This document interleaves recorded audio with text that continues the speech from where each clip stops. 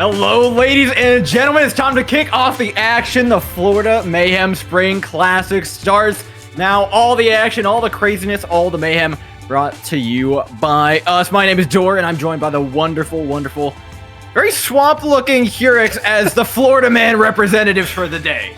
Well, I'll be the Florida man, you'll be the Florida boy, a little younger than me, a little bit, but nonetheless, still bringing some of that Florida energy, some of that hype, and, this is a tournament that we look forward to every single year. I got to, have the opportunity to do the Winter Classic last year. That was a really, really awesome tournament right before the start of this first season in Contenders for North America, and get to do it here yet again. I mean, Contenders is right on the horizon, and no better way to kind of start things off than the Mayhem tournament right before it. Yeah, I mean, it's like we're getting our first taste of Tier 2, and Tier 2 tastes a lot like delicious Zaxby's chicken. Let's take a look at our schedule for the day, because we're kicking it off with 3 rounds straight of winners bracket stuff. Now, the first round, American Tornado, Revival, Spackle Academy, Obey Alliance, Odyssey, Susano, Dark Mode, and Wisp. My God, this is a stacked lineup, Urix. Yeah, Wisp, a late addition. We had Ardur there for a little bit, but they had to back out of the tournament. Wisp now taking their place. Definitely a really good team to have come in at the last second. But the big one to look out for here in round 1, in my opinion, certainly the match that we're going to be covering first that we'll go into, but the other one, American Tornado versus Revival. They've named themselves Rushvival, but that's certainly a game to look out for. However, now shifting focus to the game at hand, Spackle Academy versus Obey Alliance. If you follow Contenders, you're probably thinking to yourself, that Obey Alliance team looks mad different. Well, that's because most of their players over in Europe have now moved up, and they've got a new squad, and it's NNA now. Yeah, this squad feels like all the players that I really wanted to see well, that they're like glimmers of like, okay, this player's really got what it takes for Contenders, and they kind of smashed them all together into one team, and it's like all these incredible pieces. It's just, can they really bring them together? Because I'm looking at the DPS lineup of Petal and Eiko, and that is one of the most disgusting duos I've seen in a long time. Matt Merck and Cowman just go to Tensor and Moza holding things up as well. Like, there's very little to complain about here. It's just a question of, do the cogs fit together? Yeah, and I think the other question too, on top of do they fit together, is it going to fit together in this particular meta? Because we see, this is quite diverse right now, although teams are kind of settling into basically 3 different compositions right now, and 2 of which you're probably seeing most predominantly, and I think one of which certainly you've seen a lot of in trials if you've been following that. And Obey Alliance, while they are pretty solid at that particular composition, I think that they would be at their peak with something else, certainly with like Matt Merck being able to just go off and get into your backline. That's the kind of player that I see him being, or, being really aggressive. When you look towards players like Shape or now Reiner, that's the kind of play style I see him having. So we'll have to see what kind of value he's going to be getting, especially with this team that just came together. But nonetheless, they still have shown some success regardless. And you talk about the up-and-comers. Well, this is a team filled with them. Yeah, and ironically, Spackle Academy, I feel like it's actually the bigger question mark here, because we got to see Obey Alliance for a full week of Contenders Trials, where we got to watch all their compositions. They were playing a ton of Dive. Petal was mixing in a little bit of Sombra. Eiko was playing a ton of Echo, which, it's nothing to complain about in that regard. But Spackle Academy is really a big question mark, and we see this team's pieces. There's some incredible players on here, but they weren't really able to pull it together before, and now they're under some different coaching, and can they really get that going? Is the engine going to start? Yeah, so of course you're looking at Spackle Academy and you're thinking to yourself right now, I mean, with all that stuff said, is the star power enough? Because at this point, you have to assume that it's probably going to take a little bit more, right? You're talking about that coaching that you were just mentioning. Well, that's going to be coming in from Spackle himself. And these players, obviously, they have the talent. I mean, you're talking about Gig, Boogers and Snot, who is Cucumber from the really prolific American Tornado team that was dominant in NA for the latter part of Season 2 and absolutely just dumpstered the entire gauntlet. Dynasty, Sam, really, really solid players. Sam even was on American Tornado himself. Aspen and Harryco. Aspen, rank 1 player on the ladder, phenomenal talent. I mean, it's just a matter of time before everybody recognizes how genuinely good Aspen is. And Fi on this roster as well. I mean, we were giving the sheet, given the sheet door coming in. Fi was on the sub list. a player like Fi on a sub list? I mean, that's just a testament to how strong this roster is, that they have this kind of talent even on backup. I mean, Spackle Academy is a team that, again, really, really solid individually. It's just going to be a question of, can they come together? And I guess the only way to tell will be through time and testing right here in front of our very eyes. Yeah, there's some incredible talent on both these teams. I think we can both agree, though, it really just comes down to which of them can work better together. Both of them have star power. Both of them have that capability for any one of these players to clutch out. Spackle Academy, though, has a little bit more to prove. We're starting off on Oasis. I think this is fantastic for Obey Alliance. They've been playing it. They've been looking comfortable on it. They looked pretty good against Revival. Granted, they lost that series 3-1, but let's be real, it was Revival. They 5-0'd anyways. So, being one of the two teams to actually take a map off, they looked fairly good on Oasis. They were running that Echo alongside the Sombra last time we saw them on this specific map, and I had very few complaints. Yeah, I think more of the questions is going to come down to what Spackle Academy is going to be playing, and I do have a little bit of insight. We do know going into this kind of what Spackle Academy is going to do. From what I gather through the old Scrimbucks lobby, from my boy Yiska himself, not actually getting the intel from Yiska. Hold on, well let's pause it there. But the Scrimbucks Academy is where we're coming from. This team, I've heard, is playing a lot of different stuff. We're seeing a lot of both rush as well as spam. The spam that you're going to be seeing a lot from the contenders proper teams like American Tornado and Odyssey. You'll see them later. Well, Spackle Academy is going to be doing kind of both of those going in. We do have a pause to start this match, and while we are in this pause, while we do see Matt Merck dropping due to a DC there, it should be mentioned that Elva has come in for Obey Alliance. So Petal is now on the bench at the moment. Elva is going to be starting this team off for Obey. I am really surprised. It was like 2 days ago that we saw Obey Alliance play this map, and they were playing dive on it like it was the back of their hand, like they knew everything, and now they're switching over to the rush. There's some question marks here, but I've seen Aiko's May. Aiko's May, I trust big time. Sam's is pretty solid, and in this rush meta, when we're going back and forth, especially on maps like Kings Row, less so on some of these control point maps, the May battle is a really big thing to watch. Yeah, I'm curious if this is going to wind up coming down to a situation where you're going to be seeing a little bit more versatility out of the compositions we're going to see from Obey Alliance, where Elva is going to be able to flex to some of those more flex DPS style picks alongside Aiko. Some teams are doing that, like Spackle Academy, for instance. Dynasty is playing McCree here. He can swap over to something more flex DPS-y in terms of that role dynamic. So I think something similar is going on with both teams here. Yeah, it's a real tough position right now for Obey Alliance. Playing the low ground in May versus May is not something you want to be doing. You just have so few options. The dive's free. Elva down, a serious lack of DPS now for Obey Alliance, and Spackle are looking to clean things up now. Reinhardt frozen off the point, slowly being pushed back. Sam doing a fantastic job of making space though here on the May. Is going to get Spackle Academy right on through to a first tick.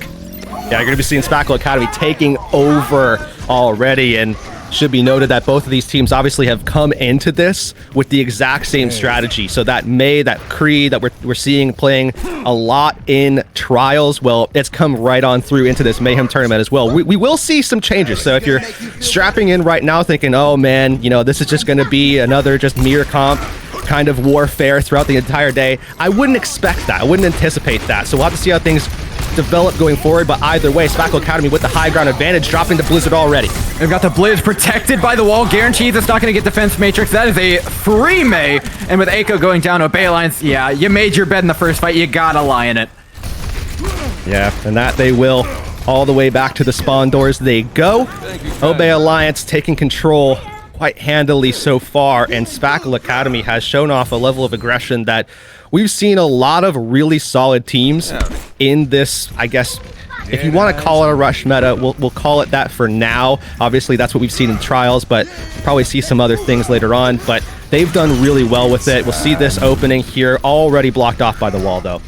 The Deadeye will, it gets the wall cooldown out, which is comfortability in its own right. You're running into a lot of ultimates, so you're going to need everything you can get to stop Spackle Academy from putting you right in the dirt. The only ultimate they're missing is going to be that Blizzard. That's the hand up that Obey Alliance have going into this, and they need it to land big. Blizzard's out, but nobody's caught in it. It's made space, but they back away, cover it back up with the help of the Amplification Matrix, and all of a sudden it's Spackle Academy back large and in charge, pushing out into a bare naked Obey Alliance.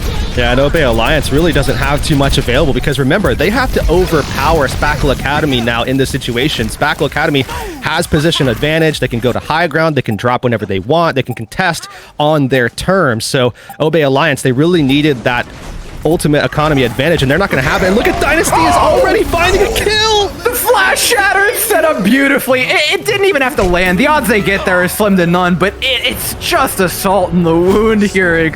Oh my god. Spackle look incredible on this rush comp. Obey might want to change things up. Yeah, I heard some whispers going back over to the Scrimbucks Academy because, you know, obviously Scrimbucks, we're talking about Owl. The conversion rate's not great, man. Yeah, the conversion rate usually isn't great, but this time it's actually paying off. I heard some whispers. Spackle Academy is actually a team to look out for, and going into this tournament, they were probably, I wouldn't say in my top 2, top 3. I was certainly looking at, you know, teams like American Tornado for sure to be able to be one of those top teams. You're looking at Rush Vival. You're looking at, you know, Spackle Academy now for sure, as well as Odyssey being some of those teams to really keep your eye on. Obviously, all these top teams are going to be filled with talent, but those were the teams I was probably really looking at most. Spackle Academy definitely proving their worth right now. And they're looking to get more comfortable now with Dynasty on the signature Doomfist already popping off. Down goes Tensa, and that is a big room full of a lot of people and a lot of AoE damage from the Doomfist, though he is caught a little bit above himself. They will manage to trade it back. Matt Merck now down. No main tank for Obey Alliance means no space either. Elva left alone on point, and it is a piecemeal push for Obey. Yeah, so once again, Spackle Academy, I mean, we're about, what? Let's say 10 minutes or so, maybe a little bit less than that into this match so far, and Spackle Academy hasn't lost a fight yet, and I think they've only suffered a few deaths, and that's it. They are just dominating right now.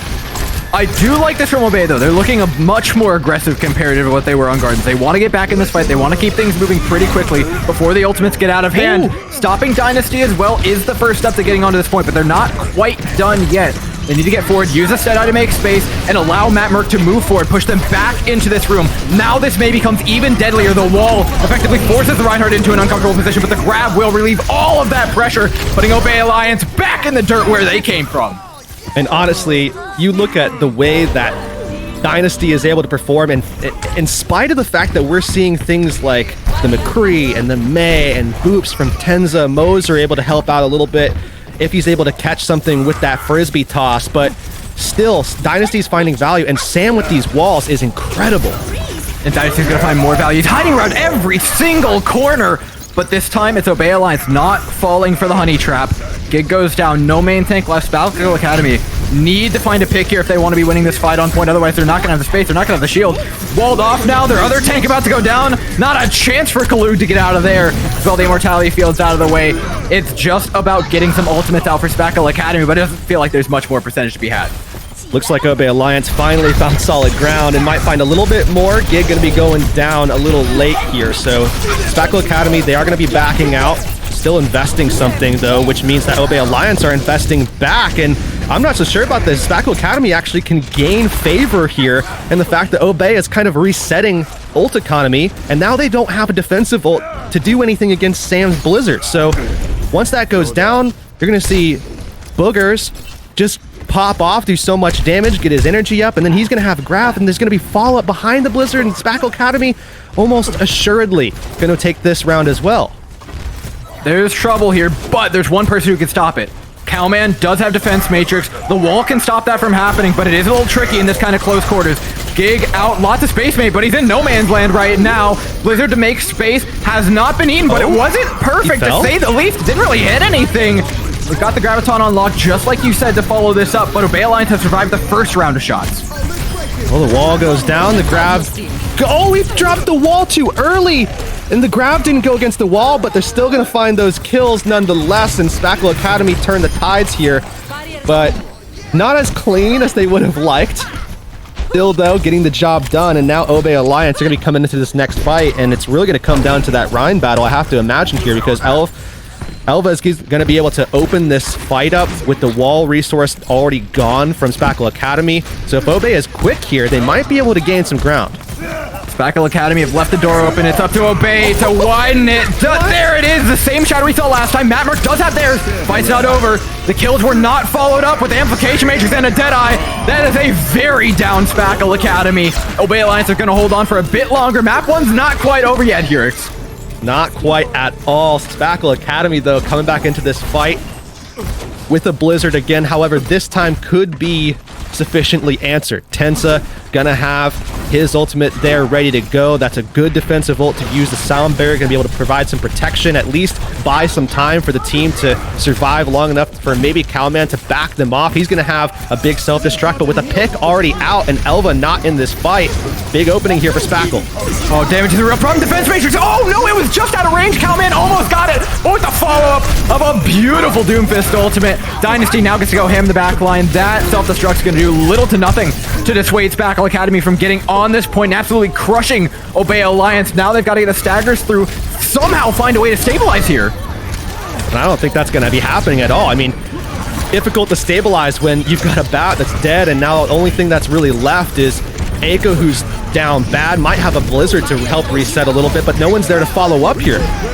Yeah, abilities are gone. That's the last hurrah. This Blizzard didn't land on anything, and with overtime down, it's Spackle Academy taking away map number 1 in what I would say pretty comfortable fashion.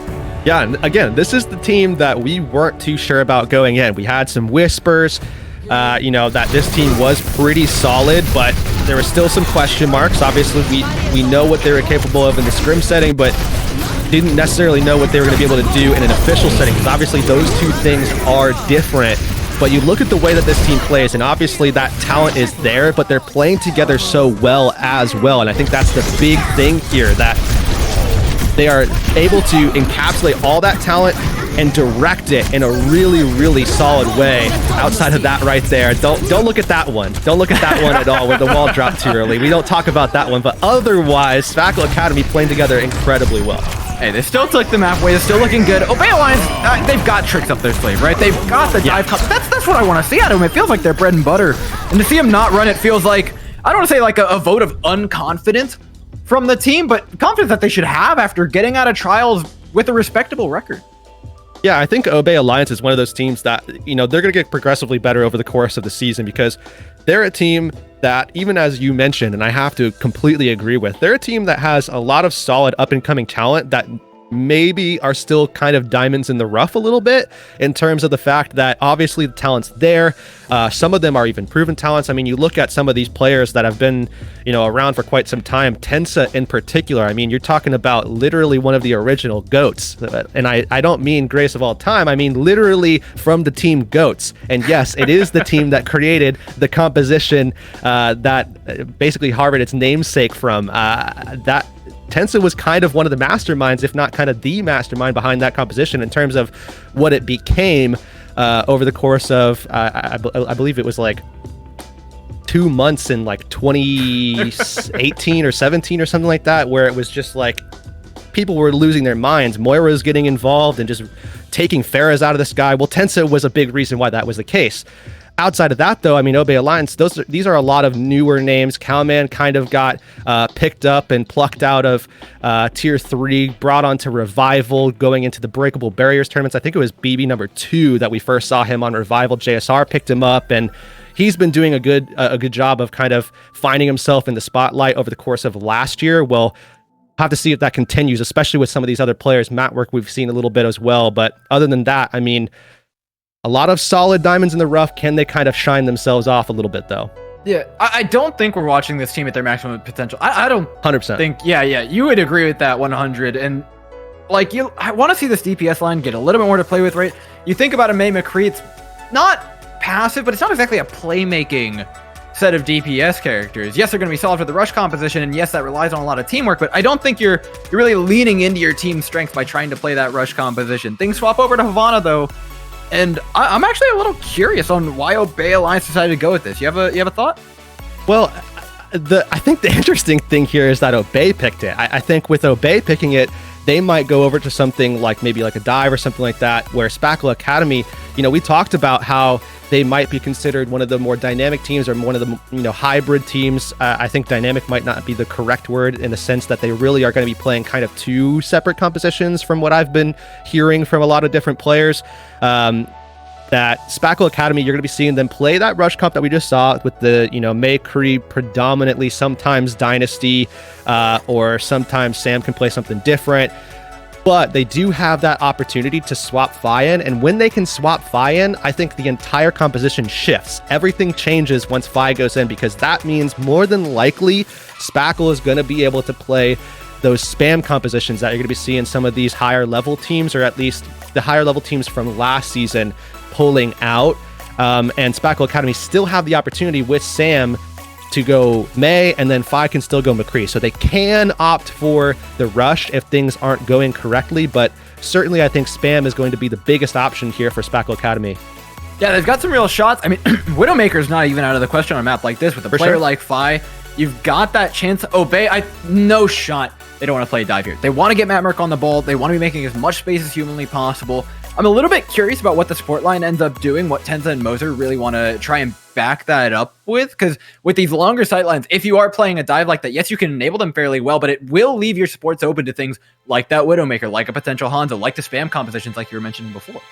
Yeah, I think Tenza, for the most part, he's probably going to be playing a lot of that Lucio. So even if you go over to the dive, I think he's still probably going to be doing that. He's just going to change up his playstyle, where before it would be about getting his players into position. Well, now he can do that, but he can also turn on that aggression, turn it up to 11 a little bit, get into the back line, put some pressure down. And if there is something like a Widow or something like that, he can be someone who can be a threat to that, as long as he's making sure to watch his movement a little bit to not be an easy target for Fi to pick off if he comes in on like a straight angle. So as long as Obey Alliance is kind of keeping that in mind, and I'm sure they are, they're a lot better than I am, that they shouldn't have too much of a struggle. But again, Spackle Academy has proven themselves as a really solid team on at least the rush, and I've heard good things about their spam as well, and especially with a player like Fi in the roster, man, that's a tough call to try to be able to beat that.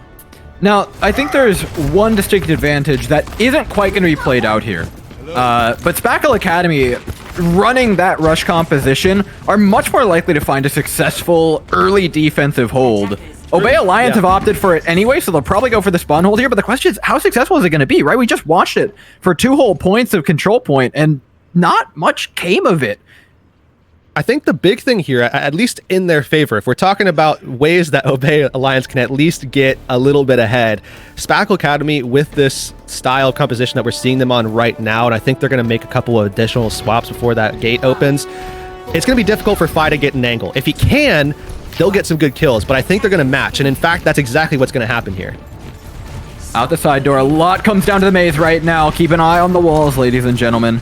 Playing forward, Sam has been so aggressive, basically frontlining on the May for the entirety of this past game, but it's making so much space for him. Out goes the blue wall, out goes the red. No one's super caught off quite yet, but it will be Spackle Academy moving forward. Tensa's the first down. Immortality field huge for Spackle Academy to keep the Reinhardt alive, and with no sports alive, Obey Alliance are going to be sent packing back to spawn. Yeah, and you're going to be able to see Spackle Academy actually hold to this, and this is, again, just how strong this roster is. When you have this kind of depth where Fi, yes, when you're playing on something like defense, you have that high ground advantage. Having that spam opportunity is great, but to be able to flex back over to that composition and be good with both players in, whether it be Dynasty, whether it be Fi, that leads to a lot of success, and that's exactly what we're seeing from Spackle. And Harryco's just looked incredible on this Baptiste so far. I'm looking for more value, not just from the amplification matrix, but that immortality field is huge. It single-handedly broke the entire defensive hold for Obey. And they're looking for one more to do the exact same thing. Deadeye, dead open space, more like. Nobody found out, fortunately enough. The fence matrix will be saving for the time being, but they've got the first Blizzard. Obey Alliance try and hold their ground. They've got one May caught out. Can Sam get out is a big question. They will, with space help from the self-destruct. Nothing big. Small fight reset. Shatter behind. One man on the ground, and it's going to be a very lightly won fight for Obey. Yeah, we'll see Obey Alliance committing quite a lot to it, and Spackle Academy was pretty, I would say, happy to let some of that stuff happen. Obviously, they would love to just push that card all the way through, no problem, but sometimes that just isn't the case, especially when you're talking about talent on both sides of the table at the level that we see both these teams having. But Spackle coming into this next engagement, you're going to see them with a hefty ultimate economy advantage. I mean, hefty. And the big thing here is the Blizzard. So if Obey Alliance... Oh, down goes Shatter. 3 on the ground. Don't get me wrong, the Blizzard and the Amplification Matrix are nice, but I'm not sure they were necessary. That's that Gig Vantage coming in. I was a little worried, I have to admit. We talked a little bit, you and I, going into this tournament, especially the performance that we saw from, Gig and Revival and going into that November tournament. It wasn't what we were hoping for. Gig, though, I think is showing us what we were looking for back in November, now here in this Mayhem. Where are you going, Fi? Fi's got a nice backline. He's looking for ideally a Baptiste, but I think all he'll be able to get is Elsa, maybe? Oh, not even that. Elsa gets out alive. Good luck, Fi. He's caught in no man's land right now. You turn around, you're screwed. Gig's low, Gig's down. This is tough. Spackle Academy are effectively fighting a 5v6. Ooh, great wall, but answered back, and Elva, who had the Spidey sense earlier, isn't going to be able to get away from the boy Boogers and Snot. I really wish he didn't have that name, man. What's in a name, dude? Hey, he's getting a little nasty with it, I'll say that much. He's looking good on the D.Va, making space now. Gig holding shield for dear life. Sound Barrier gets Spackle Academy a new boost of life, though, as they're all in. Pressure's there, so's the damage. But nothing to be said for Obey Alliance's ultimates. They're sitting there on top of 3. Tensa doesn't drop a Sound Barrier. There was no Blizzard, there's no nothing to try and deny Spackle Academy the fight. Now Obey Alliance have to come through a choke point. If Spackle Academy can get into position and stop them, I don't think they're going to make that play, though. I don't know if they have enough time. In fact, Gig, he was going for it, but they recognized that there wasn't enough time to move into that position. So have to give it up, have to hold on to this high ground and play around this corner instead. And Matrix appropriately walled off. It's going to come down to the ultimates in this fight. Which one of these Blizzards lands a little bit cleaner? Deadeye's either way. Cart slowly moving forward. The issue will be 100% pressed here. But with the high ground, Obey are feeling pretty good about their position. D.Va off. Blizzard is fairly large, but Fi's peeling for it, making all the space with the Deadeye. Gets one. The later Blizzard should be enough to clean this fight up for Spackle Academy, provided they don't all die to this bomb. Well, they live for now. Unfortunately, though, Obey Alliance, they're losing bodies, and Boogers and Snot is just popping off. He's just all over the cart, finding kill after kill. Spackle Academy's making it look easy right now. The way they're playing into ultimates, the way they're disengaging from ultimates with just abilities. You're trading cooldowns for ultimates at such an efficient rate is incredible. Yeah, I mean, that's the kind of thing that gets you such a lead, and we've seen them with eco advantages constantly throughout all of these matches. I mean, you look back into that really dominant streak at the very beginning on King of the Hill. Well, that's exactly what they were doing. They were trading those cooldowns, getting ults out, and giving themselves favor. And I think they're going to continue to do that here. Yeah, only one big check mark for Obey Alliance, and it is landed pretty well. The Spackle Academy just have too many Qs to press. An easily won fight from them. They still got to get through this fortress. So that right there is Obey committing a monster Earth Shatter, finding Boogers early, but he just gets that clean reset. I mean, that's the thing about the D.Va. It's almost as if they did that by design. We're saying we're going to bait the D.Va out so that we can just get that free reset, get the bomb off, and they even found kills with it. So those are those big trades that Spackle Academy is just getting away with time and time again. Positioning is going to be huge here, though. They have to make the most of this high ground. They have to not get counter Deadeyed by Fi. Every single time a McCree from Spackle has dropped the Deadeye, it is peeled beautifully. This time it won't. Ultimate's being held by both teams. Sound Barrier not quite online for Tensa, though, as the Blizzard comes out. Everybody's getting frozen, and the heads are being clicked for Spackle. The support ultimate's not up in time, and that means Obey Alliance get pushed back even further here. Oh, Matt Merck is stuck here. They could actually press this. Flashbang's up in like 1 second as well. They could go for it. He's at 1 HP. Oh, down goes the Reinhardt. Now Spackle Academy get to move forward. The wall holds him off for now. Blizzard out. How big is it for Eiko? Big enough is the answer. Down goes Gig. Obey Alliance hold on for just a bit longer. Yeah, for the time being, they can stabilize. Question is, for how long can they pull this off? Spackle Academy has just run it down on them throughout the course of this series. Remember, this is a 1st to 3, so still a lot of fight left. And we'll see Obey Alliance at the moment holding on to this high ground is a great position to play from, especially with these compositions where there isn't a lot of ability to contest. but the wall can be thrown up there to make it a little bit more difficult to just spam away from.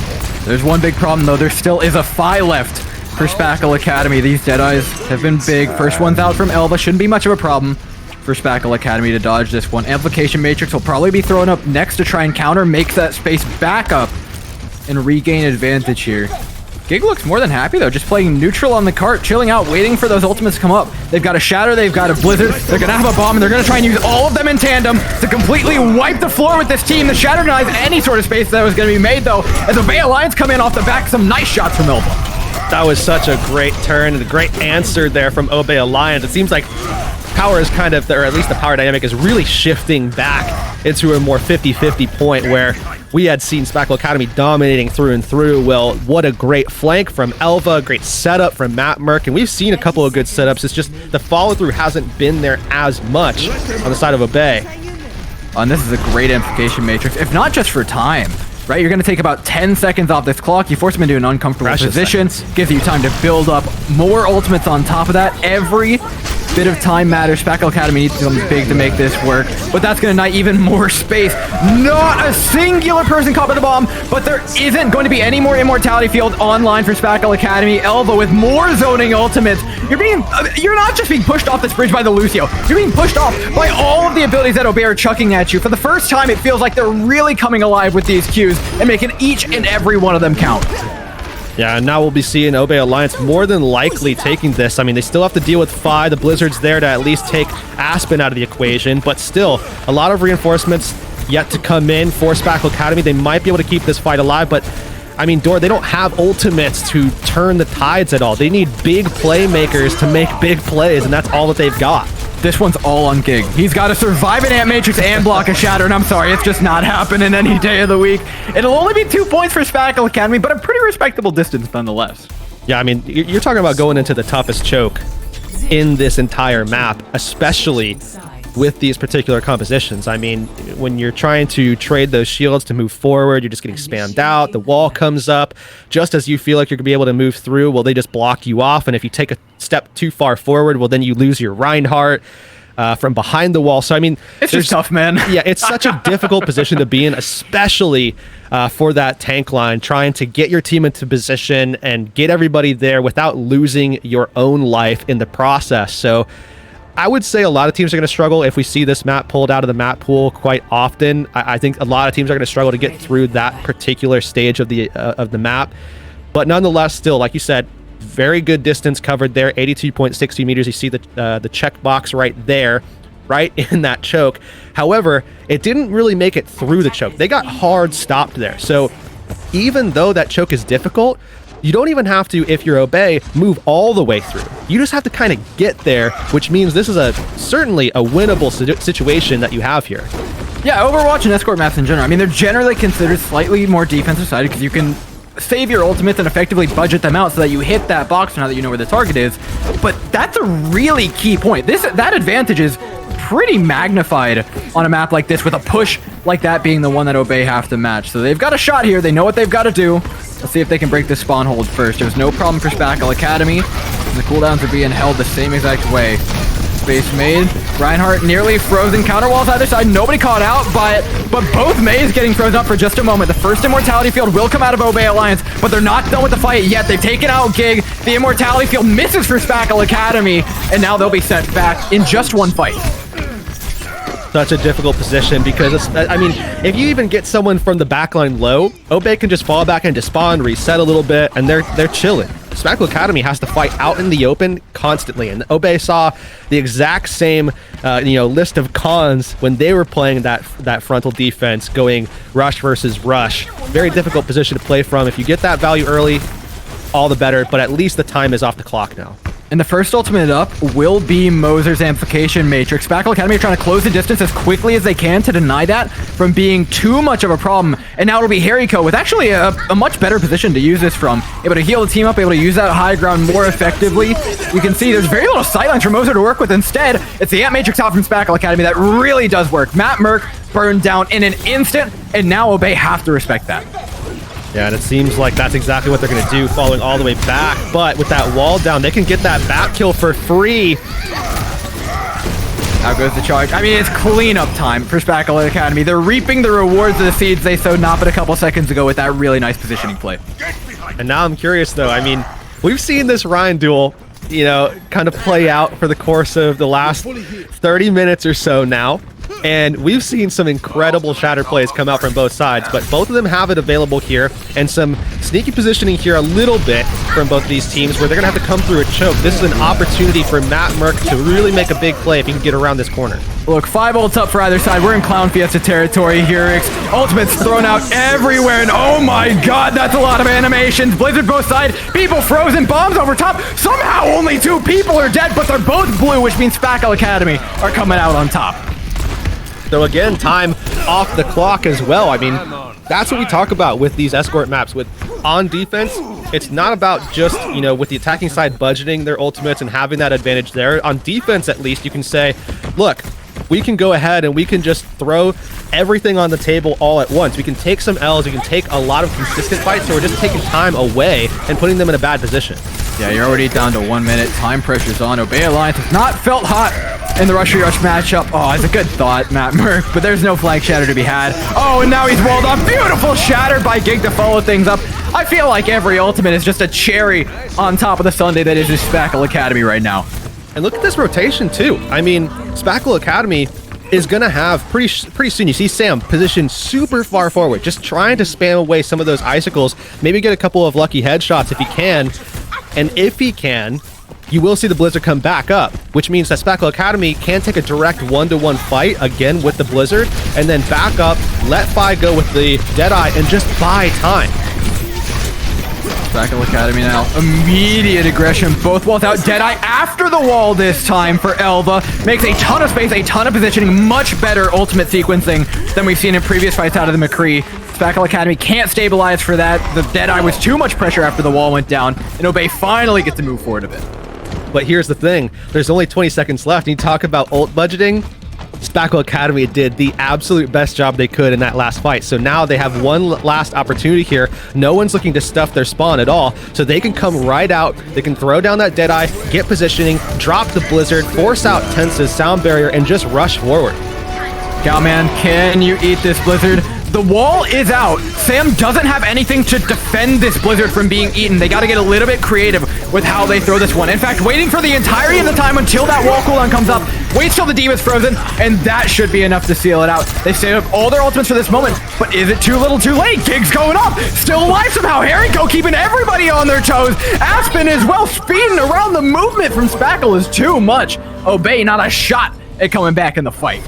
And that's Spackle Academy. We talked about how difficult that last section of the map was. Well, man, they made that first section look even more difficult. Spackle Academy dominating another map here, and Sam showing off his capabilities on the May. And that was one thing that I heard a lot from a lot of the players that I talked to before going into this tournament, was that somehow, some way, Sam's May is just different. It's just, you know, an alternative style of building that we saw from the ground up. He's just built differently, man. And that's exactly what we're seeing right now. Sam somehow just pulls off these plays that other Mays aren't quite hitting yet.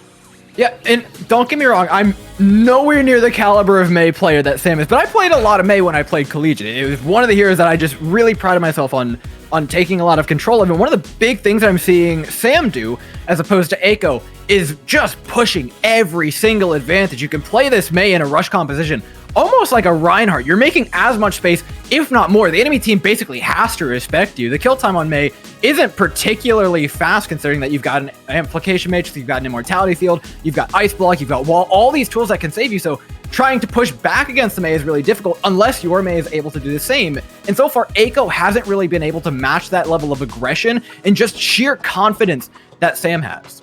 And the other thing I like too that I'm seeing from, you know, them is that Spackle Academy likes to utilize the opponent's Deadeye against them. And what I mean by that is oftentimes what you'll see, you know, a player like Elva throw up the Deadeye. You'll see the wall come down from Sam, and a lot of teams will just bide time. They'll just, you know, go off to a side. If the wall breaks, they're just off on the corners, and all is well.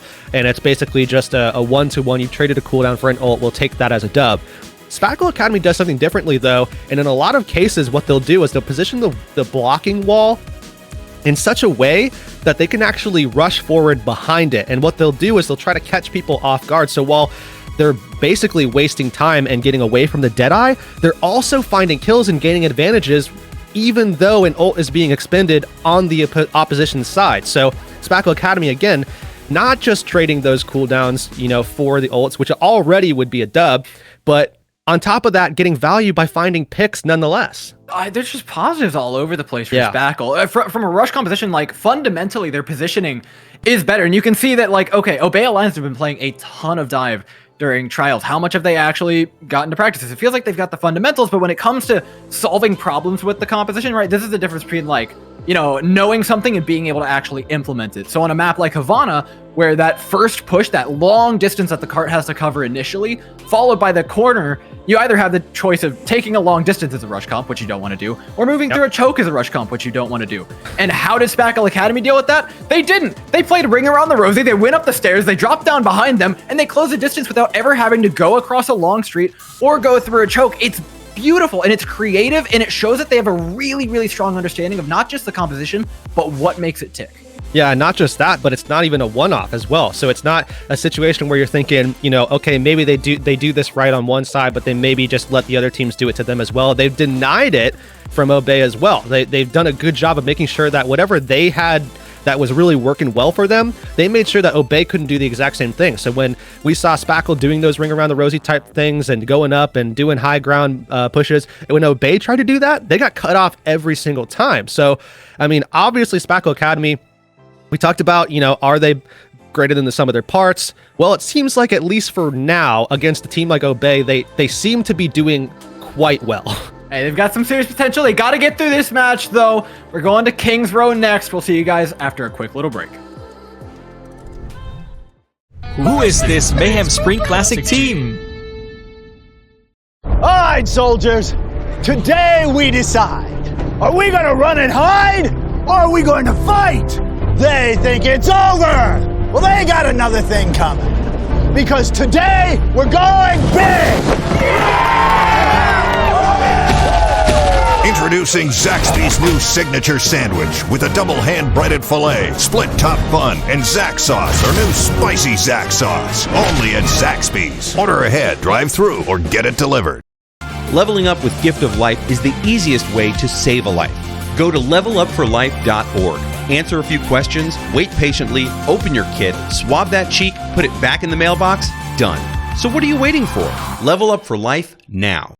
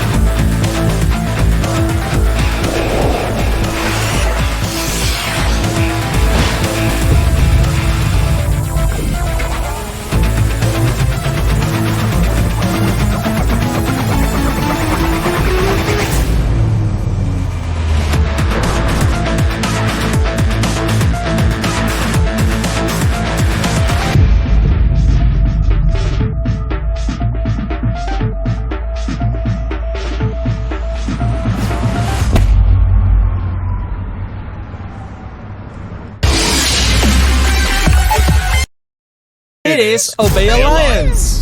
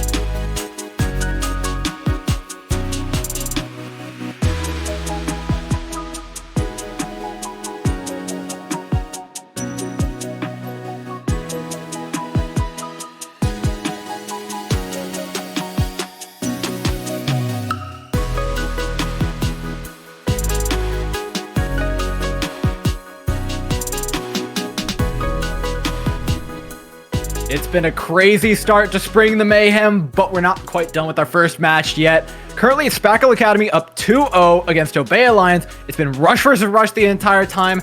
And what a perfect way to finish it off. Hurix, we're going to King's Row!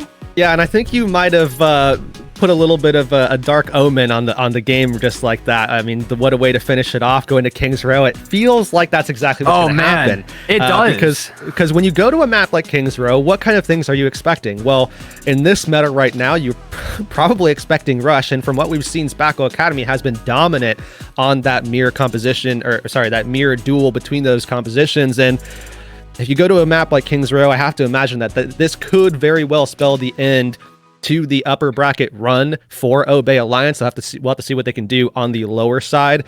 And they could be back, but it's not done just yet. We'll have to see. I mean, remember, they picked this map. I mean, it must have been for a reason. Yeah, I mean, obviously it's for a reason. They're very, very likely going to be ending up playing Rush here. But this might be the last map that we end up seeing Rush on in regards to this series, right? Assuming that we do to go to 5. There's more opportunities for Spackle to play dive when you go to a control point. All 3 of the hybrid maps that we had options for, I think it was Eichenwald, Blizzard World, and King's Row, they're all going to be played fairly rush heavy for the most part, especially on those point A's. So I don't think they really had too many options in regards to that, but it doesn't make their job any easier of having to somehow win this rush versus rush. Yeah, I mean, when you're talking about those 3 maps, I think maybe you could play something different on a map like Blizzard World or something when you're talking about getting involved into that second phase of the map. But as soon as you swap back over to the third, you're probably gonna have to swap back, and I think that's just too much swapping. You're giving up too much economy to try to get some kind of favor in composition. So if you go to King's Row, you at least know what you're working with. You at least know what you're working against. The big thing, which is going to be Spackle Academy more than likely playing that rush comp that we've been talking about, that we've been seeing them dominate on. But something to note here is that we did see yet another swap. Fi is out, Dynasty back in. So this means that at this stage, I would probably just go ahead and put my name and just sign right on the dotted line that Spackle Academy is going to play some form of rush throughout the entirety of this map. And I don't think that should be a surprise to anyone. No, and Dynasty seems to come in for when you want a little bit more flexibility and less just raw hit scan talent, right? That's what you're getting out of Fi with Dynasty. You get a pocket pick Doomfist, you get a couple other characters here and there. But let's stop talking about Spackle Academy. Obey Alliance need a bit of credit. They're playing pretty well considering its composition that we haven't seen them specialize in much. And secondly, where do they come back here? Where's the opportunity for them to find the gaps, right? We know where the issues are. We know the positioning, the ultimates are off, but how can they fix that? Yeah, I mean, I think the first thing is to recognize what Spackle Academy is doing that's actually working, and just kind of replicating that to at least a small degree. I mean, these players have the talent to do that on the fly, to be able to recognize, learn, and adapt. And I think that's the first step to success here. On top of that, you're talking about having a composition that can deal with a Doomfist. So that would be the first thing. Look to find Dynasty, look to take him out, have those 6v5 advantages, and go from there.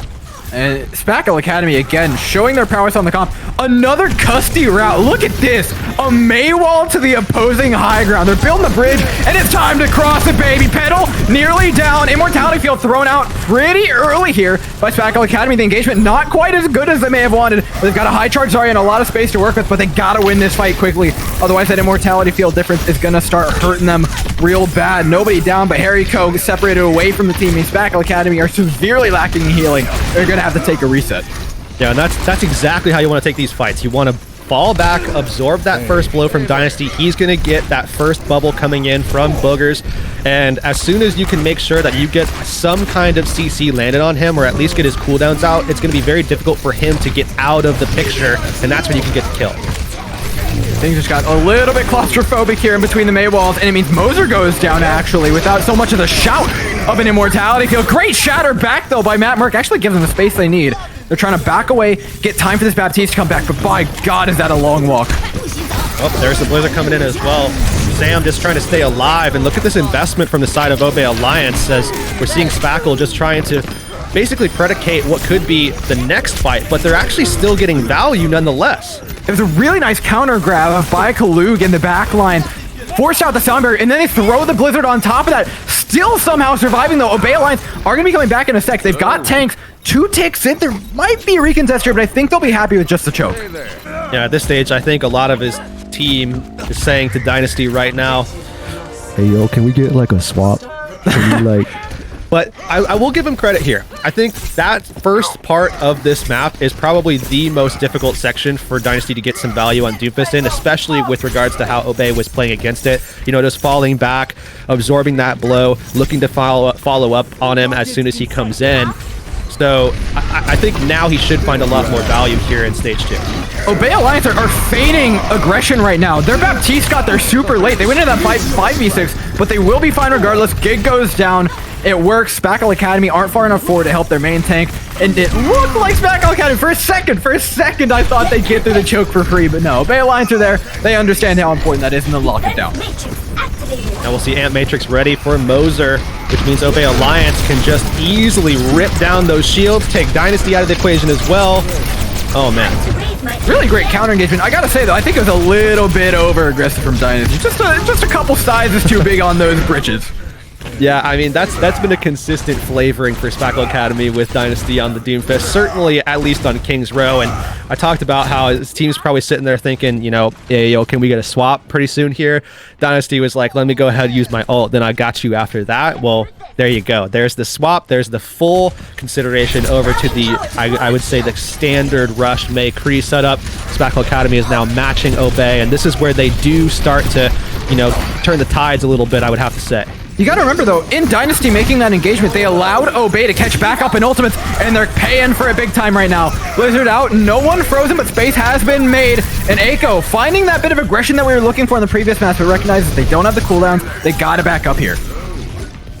Nope. Now trying to make their way through a choke. We saw this on the final stage of Eichenwald, how a very similar choke just caught Spackle, and they could not push through it for minutes on end. And with this May, it just makes it even more difficult as well. Oh, that's a tasty wall coming out by Echo. Sound barriers in for what, though, is kind of the question mark in that equation. They throw a Blizzard down to peel for themselves, but Spackle Academy just back right on up. They've got a lot of resources, but they've got to stabilize somehow. There it is! They bait him in, and down onto the floor you go. That is a little bit dangerous, but not really. Let's be real with ourselves. Spackle Academy held everything until the last second there, but it paid off. Yeah, the timing on that to just rip down Matt's shield and then just have Gig slam them all to the ground. Well, now they've made it through that very difficult archway to get through, and that's probably the most dangerous section of this map, I would have to say, for Spackle Academy, especially coming off of some fresh swaps to be able to match this composition from Obey. That was going to be the toughest part. So now they can start moving through, they can gain ground a little bit, get into position, get Dynasty up on this flank where he's going to get a lot more value working in behind the shields a little bit, and that's going to force Cowman to kind of play off of his team a little bit, which opens the shield up to a lot more pressure. And it's just pressure from Spackle. That's all it is. Buying time the same way that Obey Alliance did on the end of the previous point. The Deadeye from Dynasty will likely do the same just as the card approaches. There it is. Defense Matrix will only do so much to protect it. Shatters online from Matt Merc, but he's in no man's land. He's in a lot of trouble. Shields down for Gig. So's Gig. Unfortunately, the Shatter won't even be needed. Oh, it will be thrown in, though. Yeah, maybe not needed, but still invested, and perhaps probably actually... Ooh, almost died there. Probably a good play. Because we saw Dynasty actually getting back into the fight, and on that McCree, he has the ability to just cancel an entire team fight, buy time for his team to maybe get back into position, especially when you're talking about some of those first players to go down. Gonna be able to like charge back in, booster back over as well. Might have been able to go for a 3v3, which they could have used their ultimates to kind of restabilize again, so it's probably good that he actually used it there. Yeah, and Obey Alliance still have an ultimate advantage. Spackle Academy are still playing from behind back when Dynasty made that engagement to try and get the swap off. Let's see how they deal with it, though. Gig's got a Shatter. They've historically been big. Down goes the May, forced off, walls off as well. The Shatter's there, and Gig does it again. All the members of Obey on the floor, but they had the sound barrier to counter. No matter, though, all the health in the world is not going to save you from that many people lying flat on the floor. Yeah, not at all. So with only seconds left to spare, and just Pedal left, they're going to go ahead and put him on a little bit of a separate respawn timer there. And we'll see Spackle Academy trudging on forward into the final stage of the map, and with only 90 seconds left to play with, not a lot of opportunity here. You maybe have 1-2 maximum ult cycles left. I mean, fortunately for them, that's all the time they have is for those 2 ultimate cycles, and they've got them all on board. It's about portioning them out. We both know this. Yeah, and I think right here, the big thing is the Ant Matrix to just kind of draw that shield down, create an opening, and then go from there. Opening has been made by the Blizzard, but not much of an effective one, as the counter Blizzard from Eiko was just as good, taking a couple people down. Immortality Field has been forced out. Giggs low. Harry goes doing everything in his power to keep him alive. It's a miracle. They're still standing. Shadow this time. Matt Merck is the wiser. Desperation charge leaves Giggs on the floor, but leaves Matt Merck in the dirt. And Spackle Academy maintain a Deadeye as they head into final fight territory. And look at this here, too. I mean, that Deadeye is going to be huge because that's going to be putting some pressure down onto Matt Merck's shield, and he wants to play forward. So he's going to be forced to kind of play a little bit more defensively, not going to be able to get as much value out of his Earth Shatter unless they can buy time for this Deadeye to come out and steal a kill! How? Past all the shields, past all the defense matrix, everything was there! Spackle Academy finds something out of nothing, and there's no ultimates online to save Obey alive. Down in the hole, no, Sam somehow still alive. Doesn't matter, Spackle Academy. There's no DPS to face him down. The McCree's gone. There's no damage to even win this fight out for Obey Alliance, and they'll be seeing the end of a point C with just a bit of time, but that matters so much in the grand scheme of things. Yeah, I mean, this is a hybrid map, so having any kind of time means that you have at least a minute later on if it gets to that stage. But, you know, remember back to how Eichenwald was looking, we saw Obey Alliance, they had a good shot, but it seems like as soon as Spackle Academy made that swap and restabilized, once we saw them get that eco reset, they just took over again. Obey Alliance only really won, I think, 1 fight after we saw that stabilization occur. So now as we see them going over to the attacking side, I think Obey Alliance, you know, they're not going to be switching anything. They're going to stick to that rush. And again, this is a composition that we haven't seen them play as much in Trials. We've been seeing them play a lot of other things. But nonetheless, I think this is where they're most comfortable here, especially against a team like Spackle Academy, and especially against a team that there is some consideration to Dynasty playing the Doomfist. So that's their best bet. They have to go with it and see what they can get done. On attack, though, they are not going to be able to as easily absorb that blow, play back, and then push forward off of, you know, a 6v5 advantage. Dynasty is going to be waiting. I mean, he's fine to just let Obey Alliance take their time. That's their time they're wasting. Yeah, I think there's a certain degree of patience you have to have, right? There's a sense of urgency, yes, but patience as well. Obey Alliance have gotten better about using their engagements and disengagements, backing away when they don't have cooldowns to deal with things. They just have to keep that up, 'cause it's a little bit unique of a situation to be playing into Dynasty here. Yeah, absolutely. I mean, it's one thing to do it on defense when you could just play back, you know, let a little bit of progression on the cart go or something like that, or give them 1 tick, but it's the other thing entirely when you know you have to play forward and you're just playing into him. Oh my god, Dynasty almost out like a smooth criminal. Fortunately, for Obey Alliance does go down. The Reinhardt next, and the damage severely lacking, right? Remember, if Dynasty doesn't get a pick, what's following up? You've got a Zarya with like 40 charge at that point. So much lies on Dynasty getting value and getting dropped that low and then dying with just 1 cooldown rotation really isn't going to do it for you. Yeah, I like that Spackle Academy is swapping a lot earlier this time. They didn't, you know, stick it out for the entirety of an ult charge that was effectively passive ult charge like we saw them do on attack. Now they know that this is a very good section for them to play defense in. This archway is very difficult for teams to get through. Why don't we just have the best comp to do it with? Everything down to the walls now. Pressure on cart. Both Reinhardts playing a little bit of footsies, but nothing to be had quite yet. Obey Alliance are waiting for these ultimates to come up, though, and there it is. Amplification Matrix countered by the wall. Deadeye will be the next one online. Shouldn't really be used by Petal. There's not too much to be had here, but a right click will be nice as the Reinhardt's frozen up, and Maverick's in a lot of trouble here. Getting out, though. Petal on a rampage of his. Oh my god, what a tirade by the McCree into the backline, dismantling Spackle Academy from the inside. Yo, shout out to the OBS as well for that catch. I mean, the entire spree was caught on camera there as well. And I don't know if there's enough hype for OBS out there right now. So that's what we're going to do for the Mayhem Spring Class. If anything comes out of this tournament, we want some OBS hype coming out of this thing. So that was a good catch right there. Spackle Academy now backed off. And look at that time bank as well. But on top of that, the economy to back it up. You're talking about everything outside of Ant Matrix to make sure that they can continue this progression forward towards point B. You know, this is the same thing that we saw at a Spackle Academy earlier when they used the Amplification Matrix just to hold that space, just to buy time. Deadeye's doing the exact same thing effectively. Both sides, Spackle Academy gets their space back. Bomb over top, alongside a close Blizzard. Weirdly enough, Spackle Academy have played a zoning game here, and now they don't have anything to follow up. It's up to Obey Alliance now that they get to make the counter push. They've got to make it count, though. They're pretty lacking in damage with Eiko down, and the positioning's mismatched, to say the least, but up goes the Amplification Matrix at the last second. Helps them stabilize and push this cart further. I need to know how Matt somehow got into Subway and was just hanging out behind the entirety of Spackle Academy and still made his way out with some value before finally going down, but they traded Gig for it as well. I mean, if that ain't a victory, I don't know what is. Fortunately, though, for Spackle Academy, they do have respawn advantage.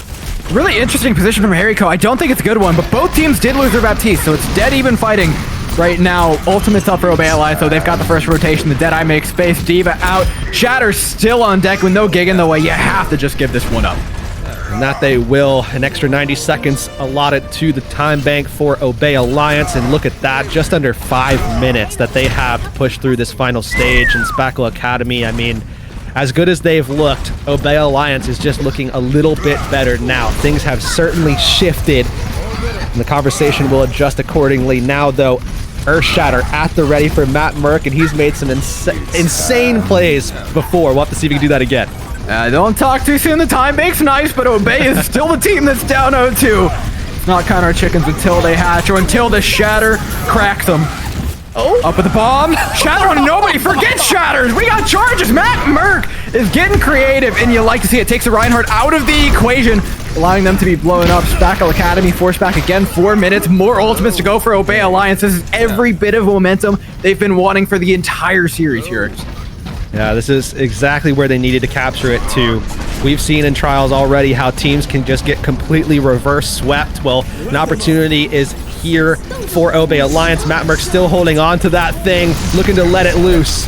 That was a really early sound barrier by Aspen. It does get them into the fight, but it doesn't save them from anything. Now you're stuck in a Blizzard with no defenses. Gig is not long for life, right? Let me tell you that much. Spackle Academy have managed to stabilize, though. Dynasty and Aspen alike are doing a ton of damage here. They actually managed to push off the cart.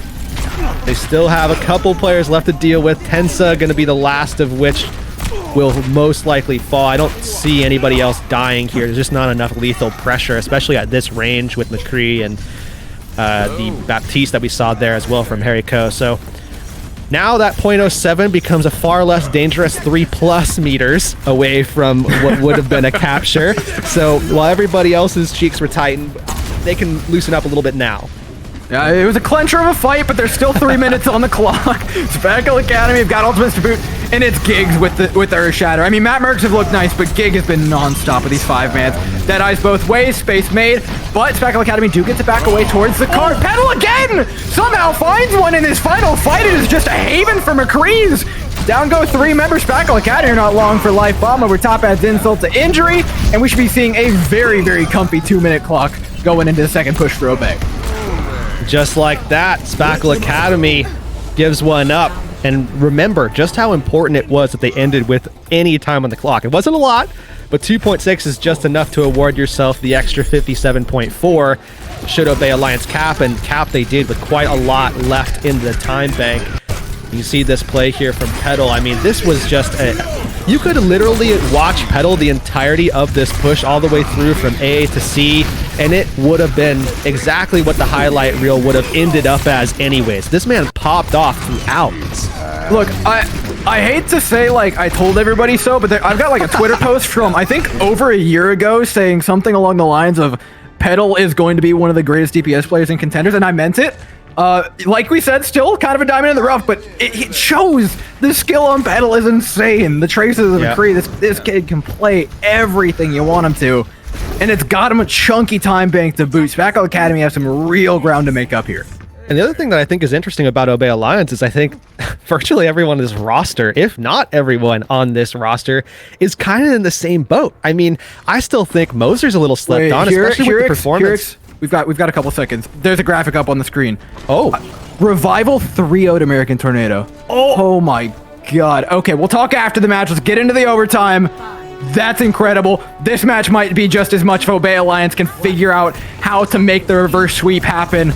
Out of spawn, same composition, maze everywhere. Spackle Academy have got to get things going fast. We'll definitely go through our thoughts. My mind's racing right now, but I gotta focus. I gotta get locked in on this match. Everything's all on the line here. Obey Alliance can find a way back into this series, and they've started, at least for now. Spackle Academy pushing forward, and look at this. No Doomfist to start off. Spackle Academy is in serious mode now. All the cards are on the table. Gig gets one. Flash low. Great immortality field by Hariko to keep them up and alive. Same thing goes for Obey Alliance. Moser throws one down to keep the Reinhardt, and they end up trading them at the end of the day anyways. What the hell does it matter? Both teams trying to play a little bit of neutral, but it comes down to the DPS. Petal going for the same flank that we saw earlier on, this time through Library, but there's not much value to be had. 1.5 ticks given up, and things are getting dicey. You can see already Spackle Academy positional advantage here all the way around is going to be Obey Alliance. And look at this, Matt Merck diving in on the Wrecking Ball. Moser's got the first ultimate, though. It's Amplification Matrix either way. Tons of damage being slung at one another. Haymakers from either side, but it's Spackle Academy who are able to click the heads the most right now. Petal takes out an Amplification Matrix, or an Immortality Field, rather, through the Amplification Matrix. But the kill potential, the lethal, it just isn't quite there for Obey. We saw it was getting close there, though, too. I mean, Obey Alliance had multiple players just down below 50 HP, and Spackle wasn't able to find those kills, but finally they get the job done, and now what was inevitably going to be an overtime push should they capture point A is certainly now becoming a reality here, and we'll see Obey Alliance still with Matt Merck on this Wrecking Ball. So they don't have that shielding. That means an opportunity here for Gig. He's going to have to play a little bit more defensive now as Matt Merck's going to dive in, put some people up over the top of his shield. But once Matt Merck gets dealt with, once he's out of the fight, that's when Gig can completely shift focus and he can get far more aggressive, look for big shatters because nothing's there to defend against it. I don't mind a little bit of Merkin Ball in my life. Mine's to deny the card a fantastic overtime ultimate. But that Deadeye just denies them any space. My God, makes it look easy right now. Spackle Academy, all they got to do, sit together, play as a group. That Wrecking Ball is going to be able to get so little done against a McCree and a May. I think right now, Obey Alliance need to just, yep, there you go, there's a swap. They need to just realize that they aren't going to have the eco advantage to just end this fight. They need to swap over. They need to take, basically, they need to just take themselves out of the thought process of, look, we have this, it's overtime, just win one fight and it's out. You have to basically let a fight go, get your economy back, and then take another fight later and see if you can turn things around. But Spackle Academy right now, you can see that they only have the Earthshatter available. Really going to come down to a shield war right now, and Matt Merck is kind of losing it. Oh my God, Gig! Give him a break, for Pete's sake, man. The shatter is just as big as every other one prior. Obey Alliance have reached the point, and I think we've all kind of been there. Anybody who's played on a team knows this moment. When the other team has 1 minute on time bank, you're feeling good going into overtime, and then they push 1 point. And then they push 2 points. And you're like, okay, let's reset. Let's try and get 6 ultimates up. And then you reset, you get 6 ultimates up, and it never goes well. And Obey Alliance, the mental, has got to be in an awful place right now. We'll see Blizzard's coming out as well. Aiko the first to invest. Obey Alliance now, can they find the kills? They've got the pressure to back it up. The Blizzard did catch out the Reinhardt, but Gig is down as well. Aiko's traded. Big positional, big spawn advantage as well for Obey Alliance heading into this. But I love how slow they're playing it, holding on to every bit of ground. And Petal, there goes one onto Aspen, taking out half of the support composition, half of the heals, and Petal might just have it in him to do it again. No way, no way are they going to be able to do this. Headshot to headshot. It's Dynasty's turn now, baby. And there it is, the cleanup from the McCree, establishing dominance to the end of the map. A minute wasn't much, but a minute was all they needed here. And certainly, I mean, they grant, what was it, 50, I think it was 57.4 seconds, 57.4 seconds that they basically granted over to Obey Alliance.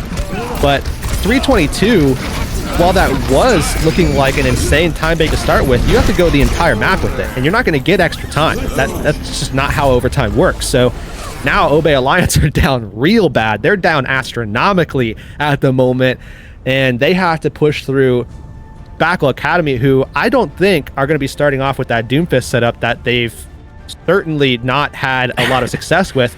And in fact, that's exactly what's going to happen. They're going to go already immediately to the McCree, to the Diva, certainly what they've had far more success with out of the gates, and they're going to have far more opportunities as well playing aggressively to be able to just take time away from Obey Alliance until finally they can get them down to overtime and see if they can just win one.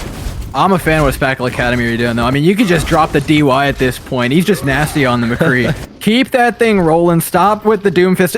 On this map, at least. right? Dynasty's got a fantastic defense. I'm not going to take that from him, but the King's Row feels like a little bit of a force. McCree, man.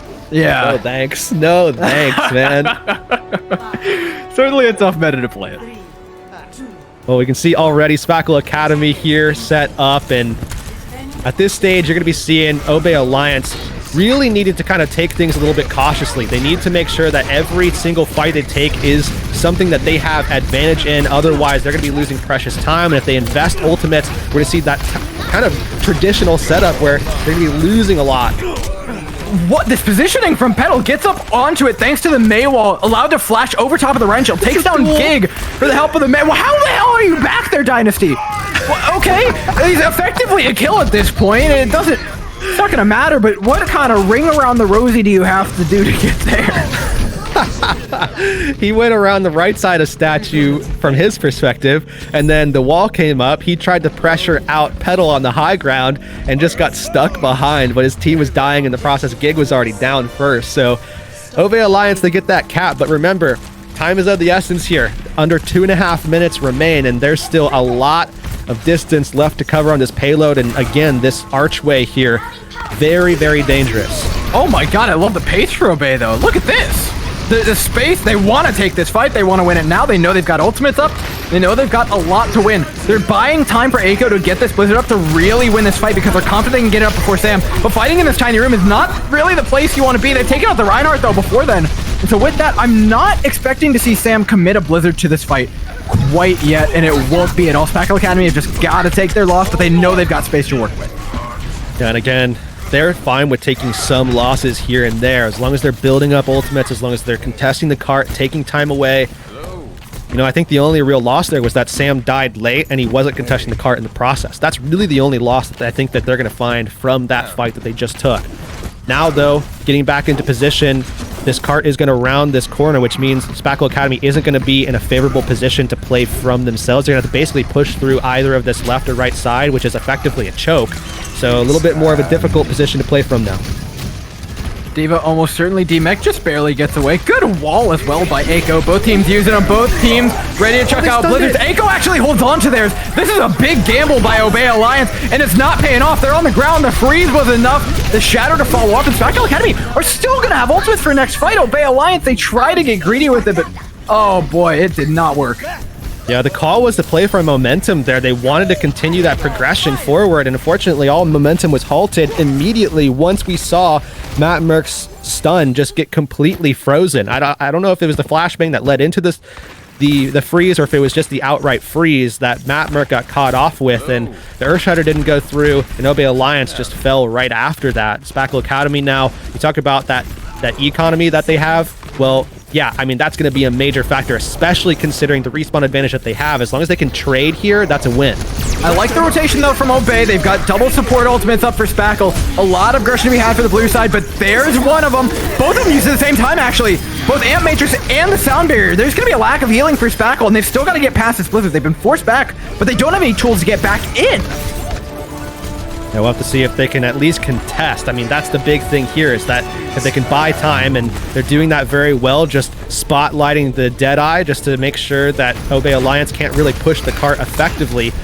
Now it's in overtime, and they only need one successful fight. Spackle Academy got respawns in, but they're lacking in support right now, and yeah, they took all the time off the clock, but at this point, you're giving away a lot of ultimate charge. You're playing to win this fight, but it's not a fight that you're in a good position to win.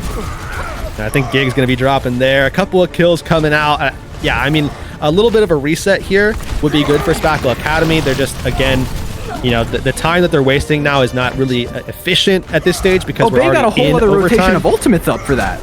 Yeah, I mean, they definitely could have gone into this next fight a little bit more favorable in terms of eco. So we'll have to see if that plays a factor, especially as they really only have 2 opportunities to contest left.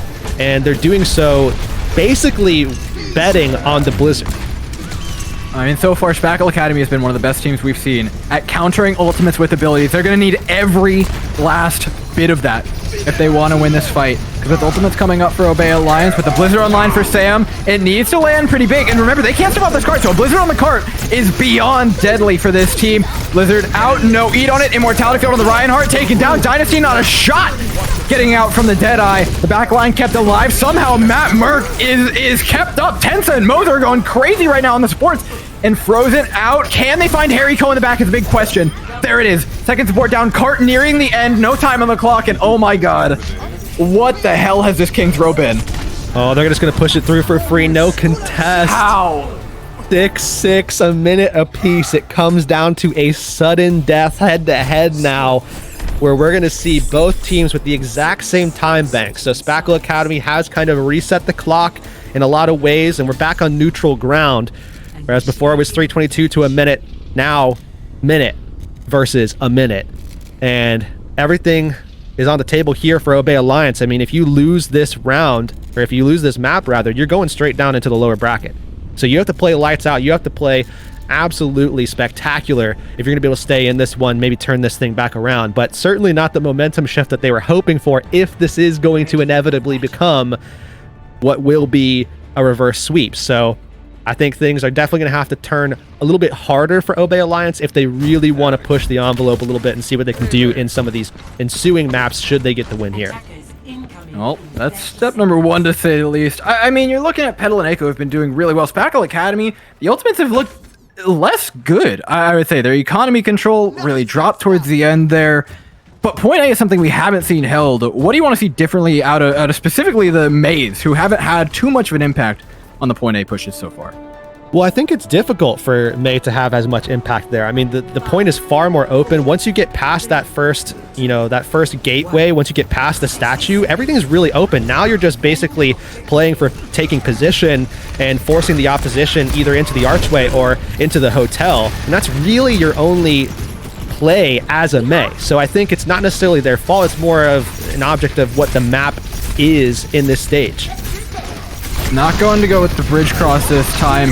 Maze saving each of their walls. Both Reinhardt's on the ground. Immortalities for either side. Pressure on, but nobody is ready to crack quite yet. Eiko playing extremely far forward. I like the aggression, but it will be punished? Question mark? Half HP. The May is still alive. How is Eiko still going? Spackle Academy will find the win regardless because the May was caught out, but man, they made it last, that's for sure. Multiple members of Obey Alliance keep just, for some reason, whatever it is about Point A and Obey Alliance here, defensively, they get away with being at like 2 HP for way too long. Yeah. I mean, it was almost every single player. I mean, Cowman was able to stay alive way too long. Moser was staying alive a little bit longer at the end there as well. This is still going to be a take for Spackle Academy. They're certainly going to feel good about that. But now, again, you're talking about moving through the archway. You're talking about moving through it as well with a team that is pushing in behind you. And I don't think Spackle Academy even knows. And Matrix Deadeye, it's a quick rush. Oh my god, the reaction by Sim. What a save. It's not over yet. You're not getting anything through. The card might even pass through his choke if Obey Alliance don't get moving pretty quicker. Charge it. Oh my god, Matt Merck. Hello? Who let this man do this? Put him in the dirt. This Reinhardt has cojones of steel, dude. Oh, man. Matt Merck, man. This is, living up to all the chatter that we heard around Matt Merck right now. Everything that you thought you knew about Matt Merck is entirely true. This player is absolutely crazy, just willing to go straight to the wall with a shift and find some value with it, give his team opportunities that other Reinhardts would just be way too hesitant or reluctant to actually even give a shot. He's willing to do it, and he's finding some success with it as well. So let's kind of put everything into perspective now. It's 2-0. It's a first of 3. Spackle Academy, they've acquired that first objective. Point A was taken, but not a whole lot more than that. So Obey Alliance know that if they want to actually stay in this round here and be able to potentially stay up on the winner side of the bracket, which everyone wants to do, especially to get away from American Tornado, now that you know that they're in the bottom side, ooh, oh man. I would have to imagine Obey Alliance is going to do anything possible to be able to stay up. And that, of course, means that with this minute, they have a lot of work to do. At least 2 fight wins that they're going to have.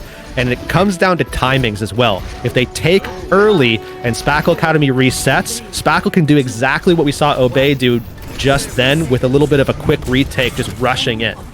Yeah, but without the surprise factor, I think it's significantly less devastating, right? That card didn't get the choke. That fight is going to be easier just for that reason, that you're fighting further back, that you don't have to go through that. In fact, Spackle Academy are the ones who have to push through the choke if they want to do anything, or take the time to wrap around, which is a problem. But right now, they've got another problem. It's dealing with this point A push. With the Diva out of the way, it's not looking great. Reinhardt's on the ground, kept alive by a nice Immortality Field. Hold up now in Hotel. Spackle Academy are able to at least stabilize. I think Spackle wants to back up a little bit, go for that late push back in, and they need to catch Matt Merck off and keep Gig alive. Well, so much for keeping Gig alive. Amplification Matrix will be ending that really quick. Hariko does have the re-engage option, though. With 15 seconds left, he does pop it. Where are the frags? So there's no red in the kill feed. Point A's been taken. The players are dying pretty late here for Spackle as well. If they can find Dynasty or Hariko, it's over. Yeah, Dynasty just like 3 seconds late on the pop-off there. If his team was still upright like they were 3 seconds before he started landing those shots, they might have had a good opportunity. But now they have to contest. They have to push in. You see Dynasty working his way around that back edge. Finds it. Oh, no, Eiko! That's huge. Eiko did get the wall off. Eiko got the wall off. It killed Gig. It didn't matter. The kill was too late on the May. Obey Alliance now have the main tank advantage. Matt Merck can make all the space. Re-engage. Soundberry is a little bit early for the Blizzard to come out, but Matt Merck should be fine. May is going to be no problem for that. Obey Alliance. The wall was literally... It could not have been timed any later, or else that May would have gone down. That was so close. But Obey Alliance, hold on. And that's huge right there, too, especially when you saw the follow-up happen. Matt Merck was able to stabilize, stay alive, and obviously both of these McCrees popping off. Petal having just an insane highlight reel through their first push that we saw. Nonetheless, big highlight. Yeah, this is maybe not one of them. So we've got better ones, and this is exactly what we're talking about right now with Petal. Just absolutely just dominating, and this is something that we'll see from both teams where they have 2 players each. They each have 2 players on their roster that can do that. Yeah, I mean, so Dynasty's been doing it, Five's been doing it, Petal has been popping off. Alpha looked pretty good on the McCree, but I don't think there's any doubt in my mind. Petal's probably going to stay in after a performance like that.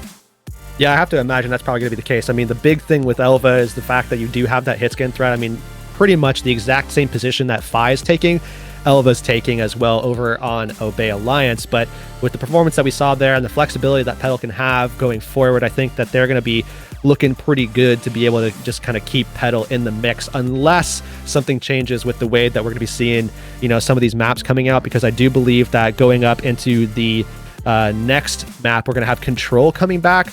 I would imagine Petal stays in for this. However, we did see Elva the first time around. Yeah, see, we're not only just the first taste of Tier 2, we're the first taste of Overwatch 2.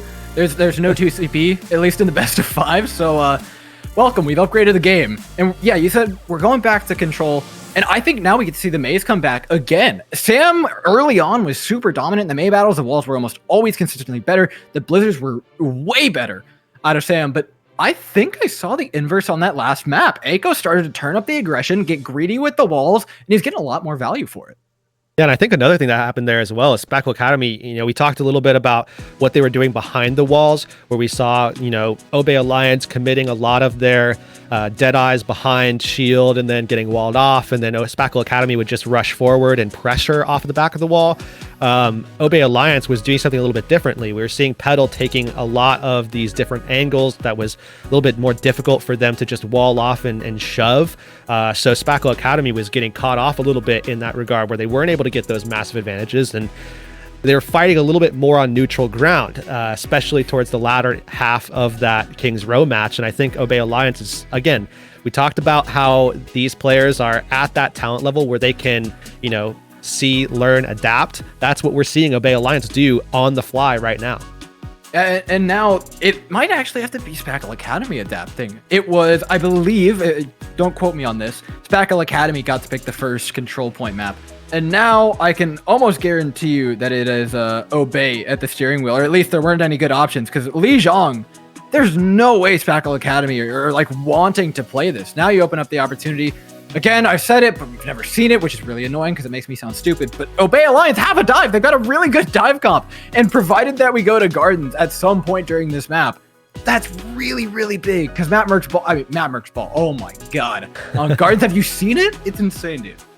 Yeah, I mean, I'm a big fan of Matt Merck's ball. I mean, that's the big pick that you expect him to pull out. Unfortunately, it's just that Wrecking Ball right now with what we're seeing with rush comps just abound, it's difficult to get a lot of success with that. We saw that when he pulled it out on King's Row, he immediately had to swap back over and effectively allowed Spackle to kind of push through and get their 6th point on the board and kept that dream alive for him. But when you go over to, you know, a map like Lijiang Tower, when you have that still on the table, I don't think that Spackle Academy is too worried about it, because as good as his dive is, as good as his ball is, I think Spackle Academy is fine just taking that on with the rush, especially with how good they are on that rush, because I think that they're looking at the way that we saw Obey Alliance performing with the dive in Trials, and they're saying, yeah, but that ain't us. Like, we're better. We know how to deal with that far, you know, more efficiently, so we're not worried about it. And I think that's probably what Spackle Academy is thinking right now. Yeah, at the very least, I don't think it's likely we ever see a dive mirror out of them. Spackle seem very, very set in their rush ways, with just like a little bit of Doomfist sprinkled in here and there. Options-wise, though? Wait a minute. Oh, no. I think we're seeing a shift. I think they're shift up map. Maybe Nepal? Looks like it's probably Nepal, actually, yeah. Okay, so we can ask about both, man, because Nepal is vastly different in comparison to what we normally would expect to see on something like a Lijiang. Yeah, absolutely. I mean, Nepal, you talk about the opportunity to play things like spam if you want to, but there are still opportunities for dive. There is that opening, but I would say predominantly what you're going to be seeing, especially on maps like Village, is going to be stuff like May. You're talking about the rush comps coming back in. You can still play the rush comps on all the other maps, especially like Shrine is another really good one. But I think the big thing is just Sanctum. I mean, Sanctum is going to be the question mark. Do you see the dive? Do you see the spam? I mean, there are a lot of opportunities to do something a little bit different on that map in particular. However, again, Shrine, Village, I would say no shot you see anything other than Rush from Spackle Academy. Yeah, and you know what, Spackle Academy are happy to get this one. The first roll up is Village. I'm kind of curious, what are the odds we get some sort of Reaper Symmetra to really turn up the Nepal Village that's going on right now? That's going to be a hard no for me.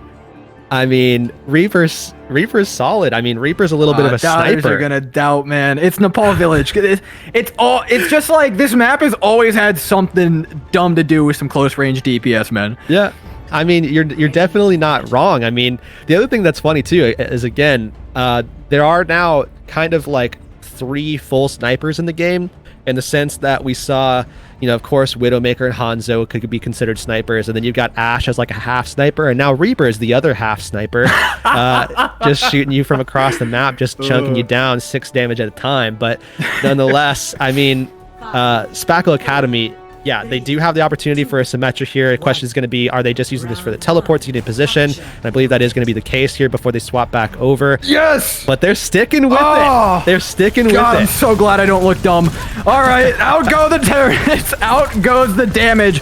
Already beating down onto the back of Matt Merck. The Florida sun is heavy with Symmetra. It may be snowing on the ground, but I'll tell you what, the fire is aplenty. Matt Merck is feeling not too great about his odds of survival right about now. This is a level 3 Symmetra beam charging at the entirety of Obey Alliance. Yeah, that's just way too much damage, especially when you're talking about, you know, unprotected. D.Va can't help Matt Merck's shield at all. And now we'll just see if they can clean up. But Obey Alliance, they still have the high ground. And then we saw Spackle Academy go down for the take, and that removed some of the help and some of the damage mitigation from the equation. It's kind of a panic wall, but it also kind of helped them get back into the fight without being shot at. It ended up working out, and now Spackle, they've got positioning. All they need to do is get their Symmetra back on the point, but I'll tell you what, Symmetra and Harry Ho are far from where they actually want to be right now. It's like a 4v6 on point, and once this wall goes down, it is not a pretty one for Spackle. Yeah, you're going to be seeing Obey Alliance actually flipping the point. Spackle Academy can't get there fast enough as Gig falls. He can't contest, so Obey Alliance, you see Matt Merck just in the backline again already. I mean, this is just the kind of player he is. More power to him. You got to get aggressive to get that Symmetra down, and I don't think we'll see Dynasty stay on it for much longer. Yep, there's a swap over to McCree. Absolutely no. It was a good first fight, man. I got a kick out of it. You have to wonder when they're just going to say, maybe we just don't. Maybe we just stick to what we know is going to pop off and just take it vanilla approach, you know? Well, vanilla is working for them now. They've got a bomb out. They've got a sound barrier on top of it to push all the way through. Bomb, not too dangerous heading into this back line. But Obey Alliance have backed up. They've gotten the space they need, and Spackle Academy are in a bit of an awkward position on the high ground. Yeah, we're going to be seeing Obey Alliance backed off. Now, finally, Matt Merck can try to take this fight, and he wins it against Gig, but he's still caught in a really bad position here. So, sure, yeah, he takes away his Reinhardt counterpart, but they're going to lose the point. You'll see Spackle Academy start trudging forward towards maybe equalizing this score line here, but again, just biding time. Obey Alliance know that they can just get this score line ever higher. In the same fashion, though, I mean, Spackle Academy, that 30% that they got from the Symmetra doesn't not count, you know? It is that much closer, and it can make the difference here, especially when you're working with fairly low ult banks for both sides. Yeah, Spackle Academy effectively, you know, 2 ultimates coming online, and certainly not just fight decimators in their own right.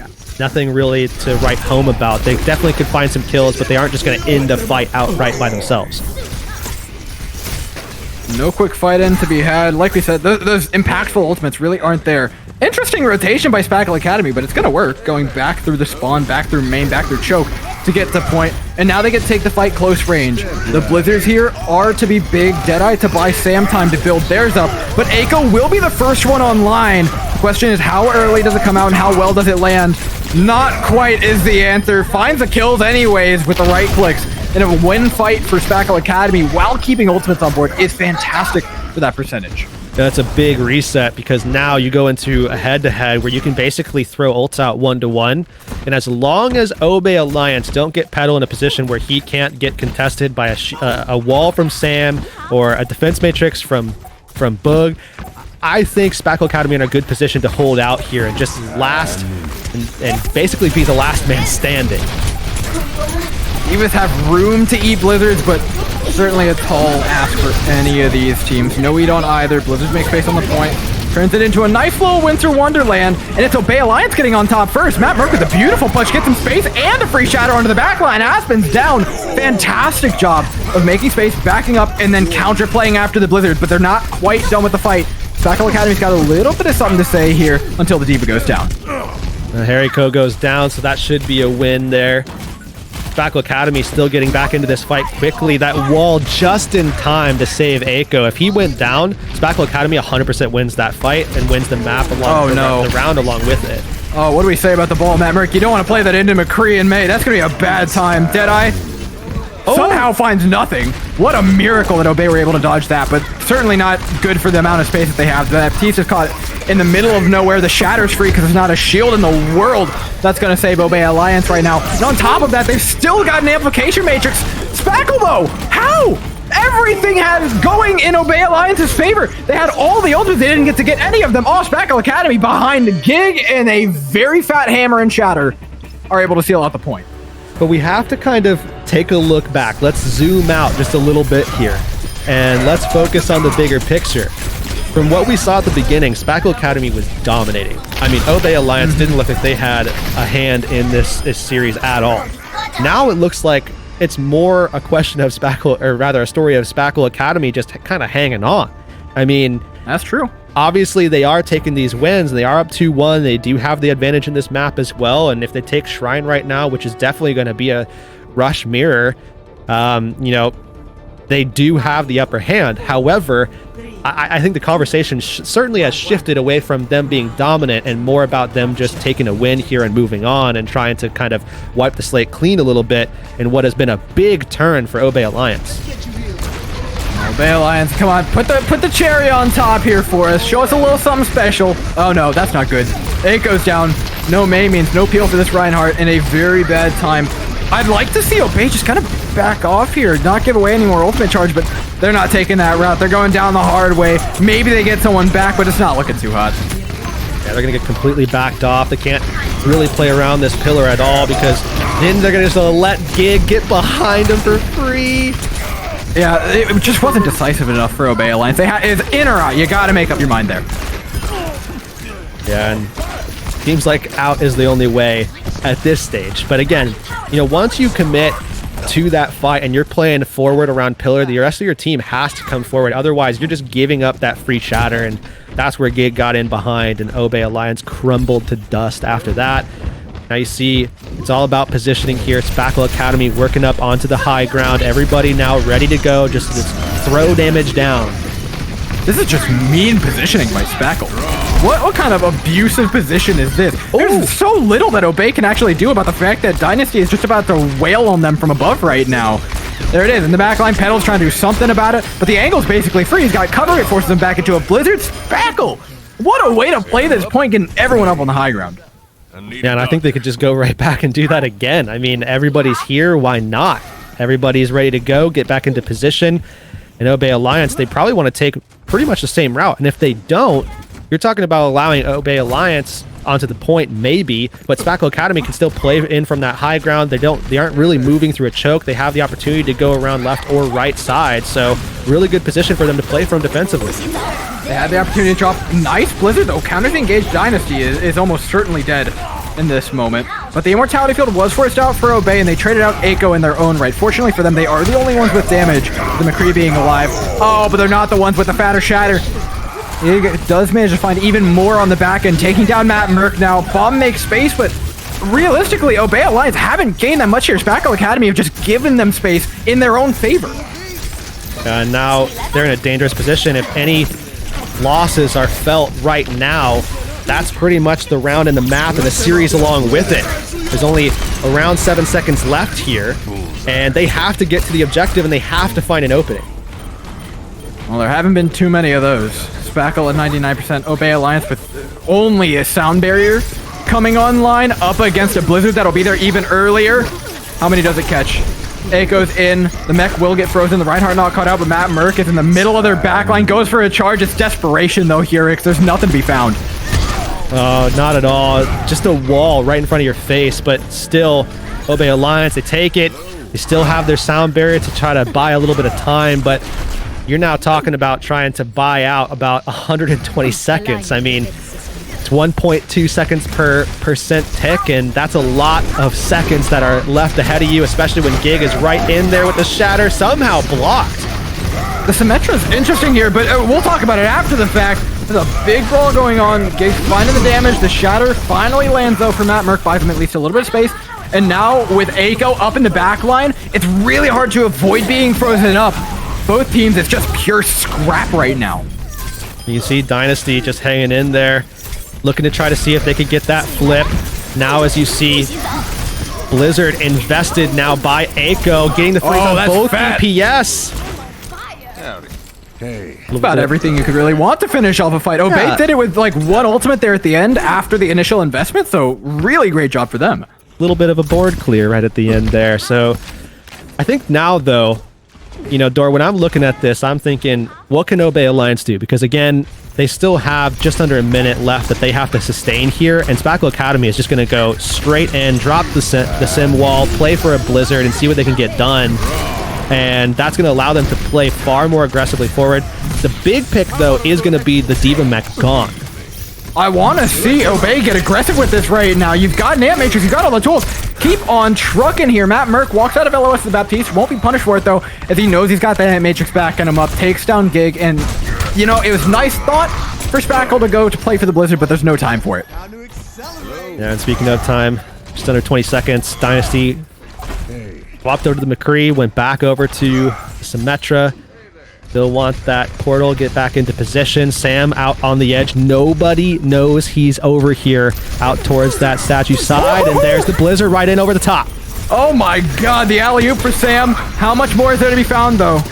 Not much, surprisingly. It was a big blizzard, but it doesn't really hit that large. Spackle Academy are the ones who end up with low health bars. Saved by Aspen, though, but the big sound barrier. Unfortunately, not able to keep Gig alive.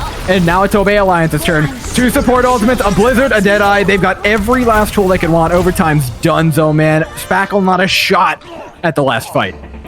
1-1.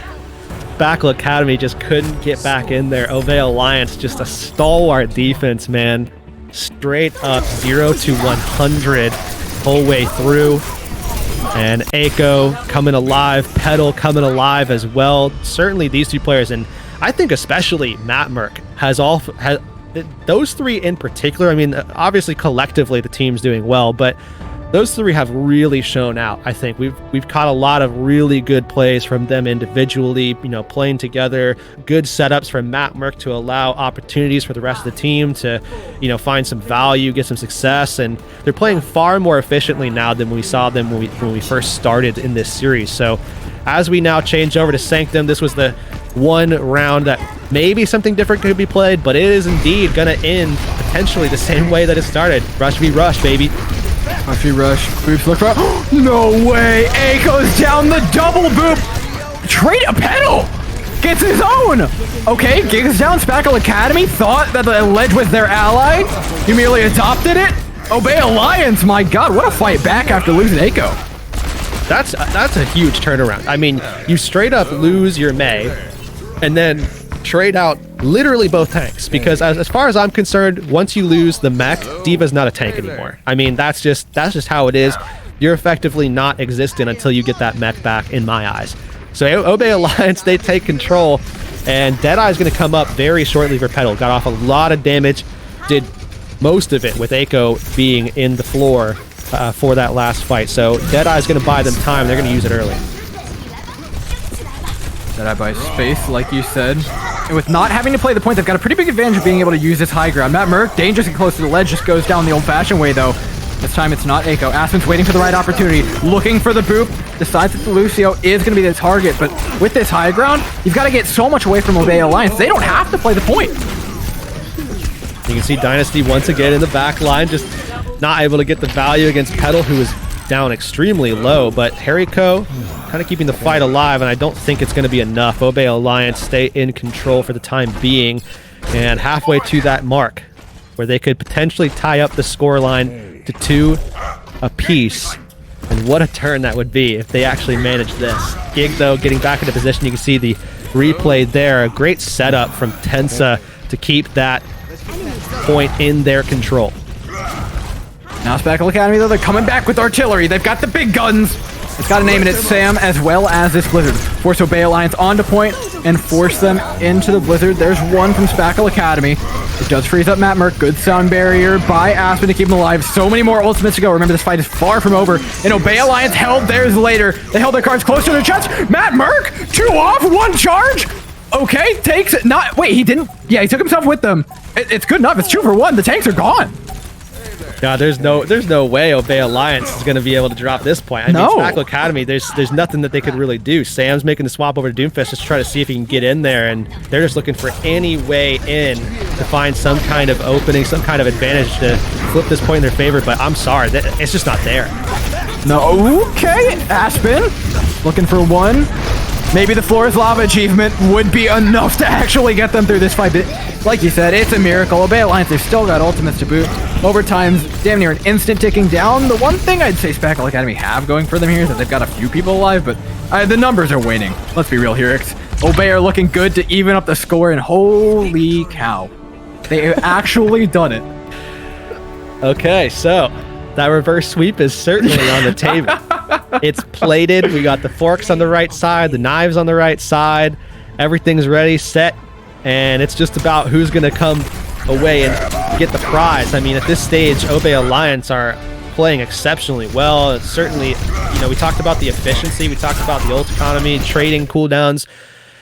I would say Obey Alliance has come a long way in such a short time. And we were talking about literally adapting mid-series on a composition that they haven't really been playing, at least in a competitive setting. We've seen, maybe they've had some time on it in scrims, but in trials, they're mostly playing something else. So to see them make that swap and play at a level where they're playing up to Spackle Academy, I think in a lot of ways, and now also, surpassing them, that's insane. I think certainly a lot of respect over to Obey Alliance. We talked about, the individuality, that they have a lot of talent there, a lot of raw talent, certainly some that have gone under the radar.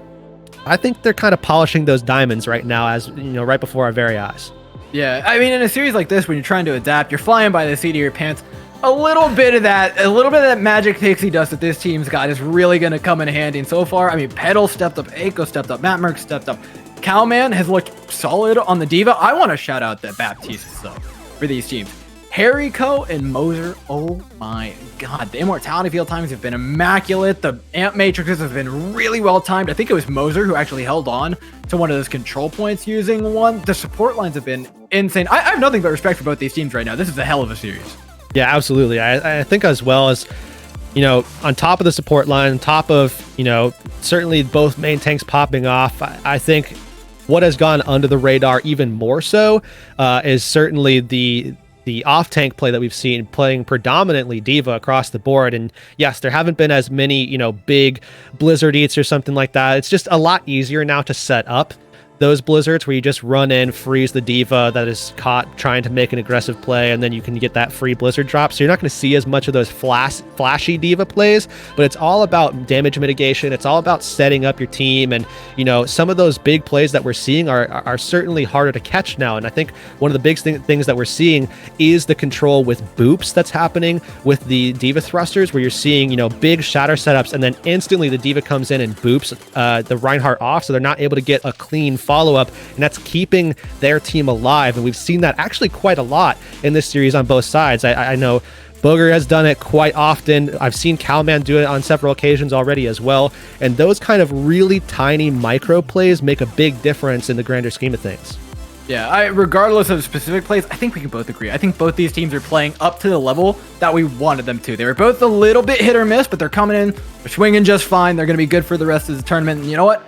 We're good for another map. We've got map number 5 to seal this one out coming up after just a quick little break. Stay tuned. Who is this Mayhem Spring Classic team? All right, soldiers. Today we decide. Are we gonna run and hide, or are we going to fight? They think it's over. Well, they got another thing coming. Because today we're going big.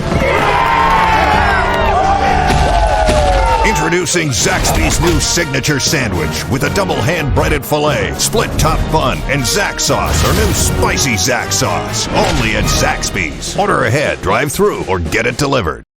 Leveling up with Gift of Life is the easiest way to save a life. Go to levelupforlife.org. Answer a few questions, wait patiently, open your kit, swab that cheek, put it back in the mailbox, done. So what are you waiting for? Level up for life now.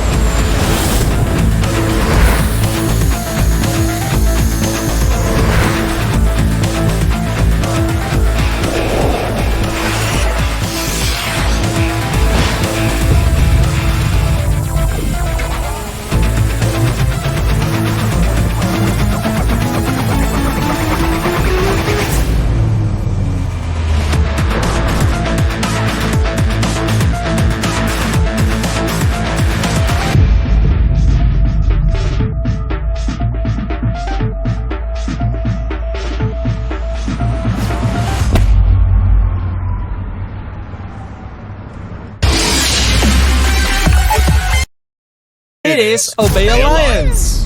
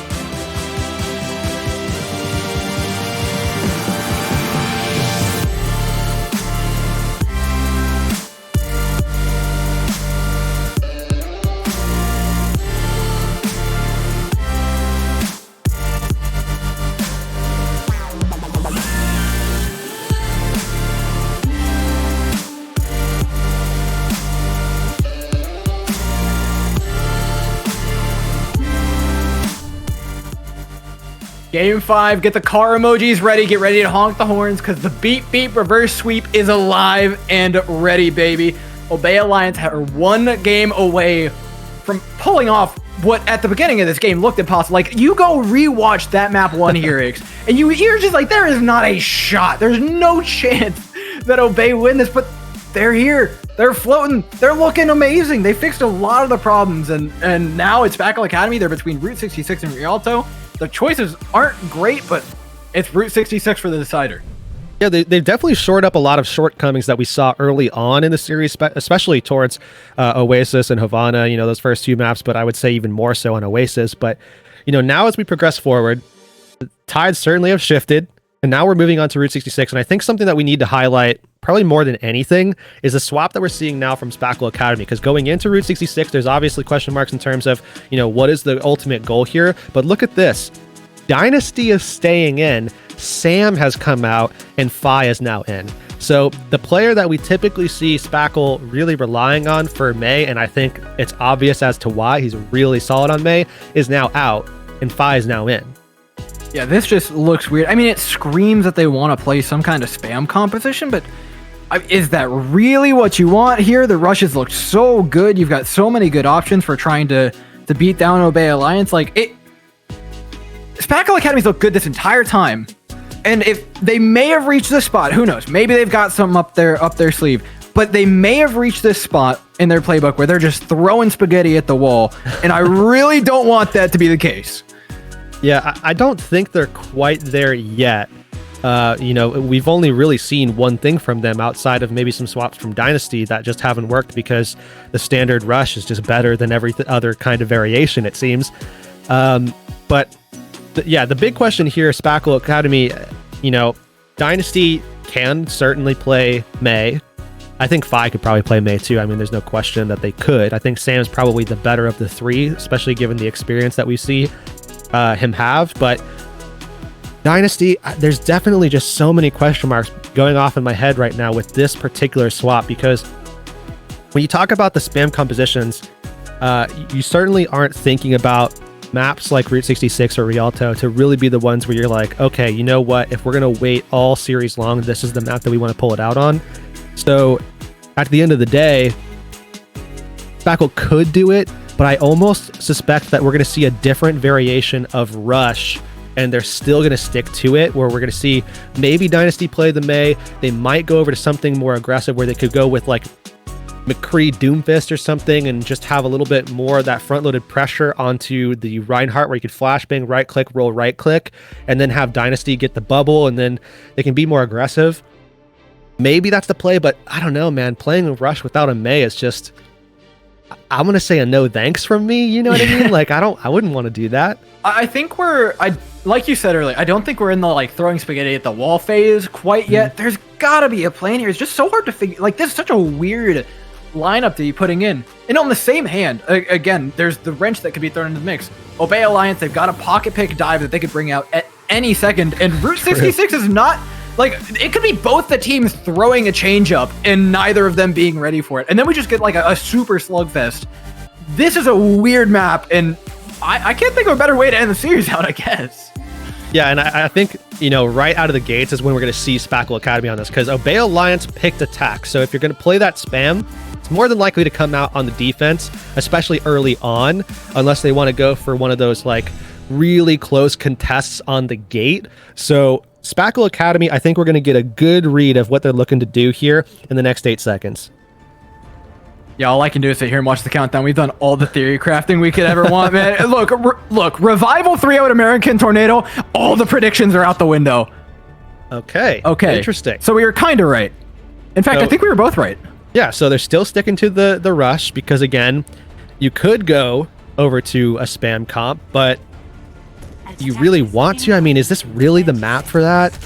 And then Spackle Academy, while you have Sam there, Dynasty might be able to provide a different type of flexibility that Sam, you know, might fall a little bit shorter on. So you keep Dynasty in, he can play the May, and now you have Fi to be able to go and combat the McCree versus McCree battle, and certainly I think that gives them a little bit more favor. As good as Dynasty has been performing, Fi is just someone that's going to diff everyone on all the hit scan heroes, especially I would say Petal, who's very good, but maybe, you know, the McCree isn't Petal's big thing. Fi's kind of is. Yeah, I mean, you've got young talent, you've got specialties, Dynasty, maybe even just, you know, fresh air, right, for this team. Bringing someone with some new legs into the mix. Certainly the walls look all right. The play is good. Holding spawn now. Abilities have been out for both teams. They're waiting on the next rotation, and it should be up for Spackle Academy first. Does the wall hit is the big question. It does. Onto the McCree, but the engagement's actually up in the train. Onto Baptiste. Down goes Harryco, and that should be spawn broken open. Yeah, Obey Alliance just going to go ahead and shove it on forward. Spackle Academy really just kind of sustaining as long as they can just to contest the cart and make sure that things don't move, you know, rather quickly. So with Dynasty falling out now, they have eliminated approximately, you know, 45 seconds before that cart really started shifting any kind of distance forward. And in the meantime, Spackle Academy, they're going to be coming back, and they're kind of matching in a lot of ways the economy from Obey Alliance. I mean, Obey Alliance is a little bit ahead. They got the kills, so of course they will be, but Spackle Academy isn't too far behind. That's important because they're going to be dropping in from the high ground. Okay. Moser domed through zone amplification matrix. I see you, Dynasty. You're a pretty decent May player. I know you got Sam, but that's just an instant reset for Obey. And just like that, Spackle Academy controlling the corner.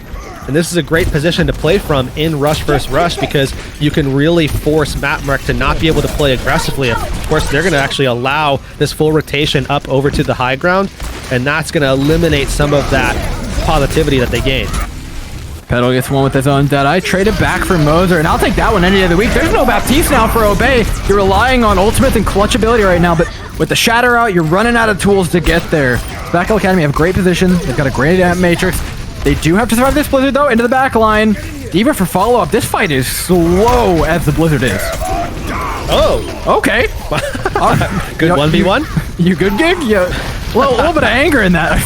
That felt a little personal.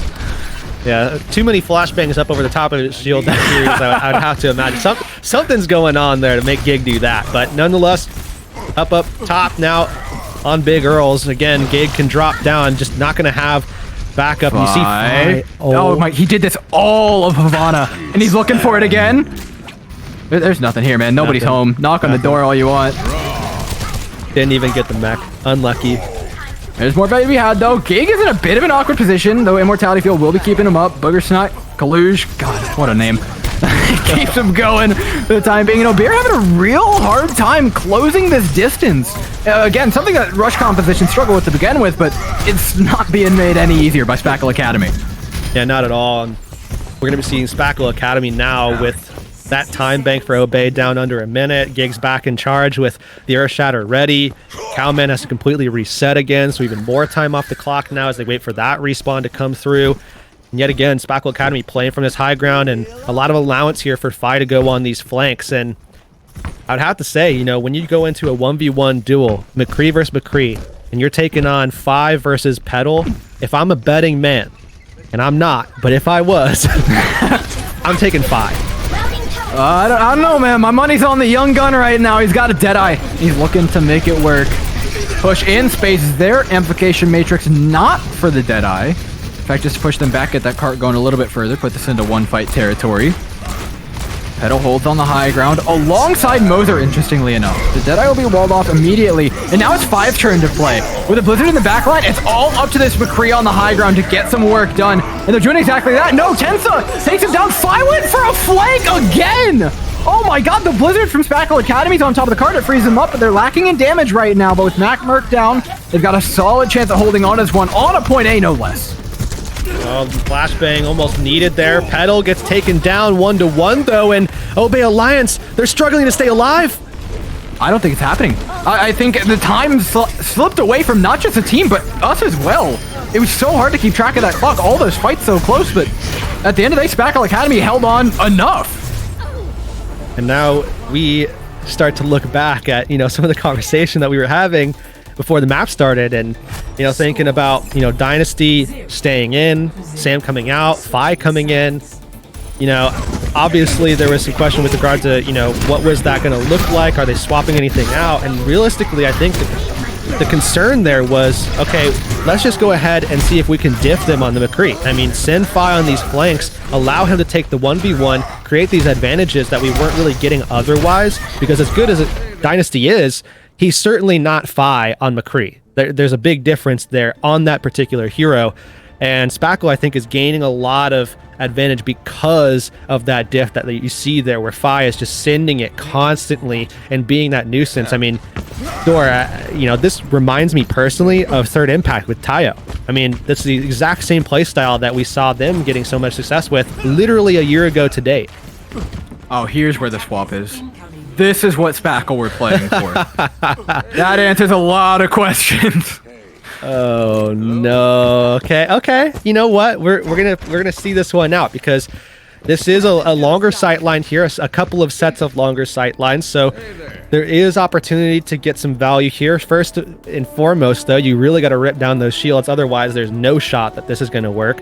And I think a lot of that is going to come down to Gig, Booger, and Dynasty. Whereas Harry, Aspen, and Fire obviously going to be way far in the back, just looking for those openings. It's pretty hard to deal with this tank pressure, though. Just up in the train cart. Maybe you're Winston gets some cleave. Maybe you get a primary jump. Yeah, Cowman's just gonna boop him away every single time. So yeah, swap to a shorter range character for Fi. Get the Ash going. You're looking for a Dynamite here to open things up, but even that's tough. I definitely think Dynamite's the play. The big thing, though, is trying to make sure that you can time it against the D.Va, because the D.Va is just going to be able to just constantly get those out of the equation, especially a player like Cowman. I mean, you're working up to the primal range. That might be the break points as well. But, oh my God, Gig is just getting his pants knocked off every time he goes for anything. This Spackle Academy, it's their turn to go in, but Obey Alliance may have beat them to the punch here. Cowman's out, so is Moser. Back into the spawn they go, and the primal rage was used by Gig as well. And just like that, it seems like Spackle Academy have broken through, and once they do that, once they take Obey Alliance out of that comfortable nest they had up in the top side of that train, I have to imagine that Spackle Academy are going to have an easier time of it, even so now, especially now that they've, you know, generated some of these ultimates, especially one that's going to, I think, really prevail, which is going to be the Grav. I mean, having that Grav is going to be massive when you're talking about a team that's wanting to play together. You have the Moira there as well, so that's really going to force them to play kind of collated. Oh my God. Gig got melted, completely flattened on his way out. That's a pretty big advantage. That Grav's nice, don't get me wrong, but you certainly want players to capitalize on it. Dynasty's not able to do the same from the high ground here on McCree. I mean, the Deadeye will be a nice thought, but not likely to find all that much. The Bob will force him out of position, but Obey Alliance are looking pretty good right now. Oh, the Dynamite over top. That might be it. Oh, the timing, though, just waiting to get that defense matrix out. Then they can go for the Grav. Everybody's together now. Once Dynasty comes back, they can send it. They've sent it. It's only one, though. It's only Matt Merck. That wasn't a problem at all for Obey to deal with. Now they're coming in with a bomb of their own. They've got a Shatter. I mean, Gig's got a Primal Rage, but the plan here for Spackle Academy is extremely unclear.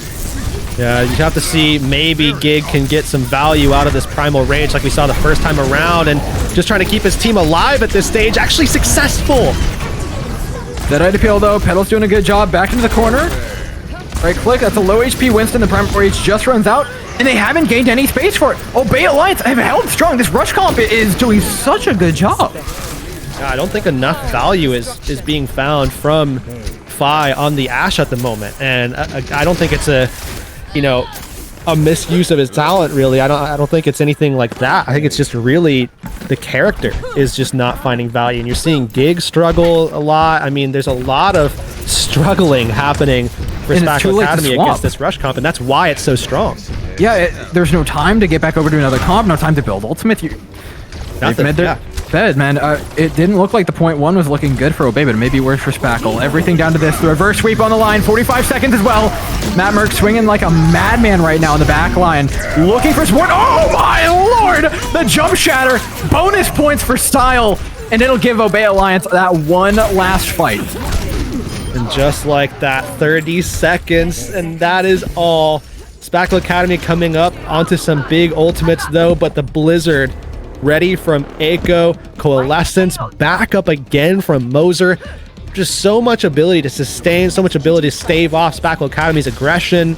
Those are the big things I'm looking for here. Obey Alliance certainly in a great position to hold out right now. Winner of this fight stays in winner's bracket. Loser down to being one loss away from out of the tournament. Great Good ball. wall off, stops a Bob. Maze looking for a blizzard of their own. Aiko might want to throw this one in early, and they'll do exactly that, trying to catch Dynasty out before they can get a blizzard online. Blizzard is there for the counter, but the Graviton keeps him off the point. Obey Alliance have got one traded out for Aiko. Another blizzard frozen everybody up. It is a mess on the point right now. Neither of these teams want to lose. Oh, we do still see Gig in the picture, though, and that means that they can kind of push that space, but with Dynasty out, Oh, Pedal. this is reset time. Gig's low, but he's the last bastion of his attack. Wrecking Ball swapped over to by both sides. Matt Merck feeling real comfy right now with no main tank left, save for the new Wrecking Ball for Spackle Academy. Things are tough. The Symmetra swap by Aiko, what a smart one. The turrets, the teleporter, it's so hard to deal with. Yeah, that's going to allow them to get back into the point quickly and just in time as well. Oh my God. Oh my God, they have done it. I mean, if that ain't a testament to Obey Alliance, I don't know what the hell is. Yeah, I mean, this is a team that, you know, they certainly have had their struggles and trials. You know, you have to admit that, but they have come out and turned everything back around. I mean, they started this series looking like they were going to come in, try to mirror out a composition that we haven't seen them, you know, have too much experience on the stage, and all of a sudden, again, see, learn, adapt. That's exactly what Obey Alliance did throughout the course of this series, and they adapted so fast and so well. They were able to get that reverse sweep in, and I mean, I can't even imagine what the feeling must be for Spackle Academy on the other side of things, where they're thinking, oh, this is in the bag, this is free, you know, let's go ahead, collect the bag, and, you know, move forward into that semifinal on the winner's side of the bracket, and then all of a sudden to have that just be thrown back in your face, I mean, that's going to be awful. That's a tough one. I'm sure Obey Alliance are celebrating right now. They got a long way to go. We'll get a look into their mindset in just a second, though. We'll be back, ladies and gentlemen, with an interview. Who is this Mayhem Spring Classic team? All right, soldiers. Today we decide. Are we gonna run and hide, or are we going to fight? They think it's over. Well, they got another thing coming. Because today we're going big.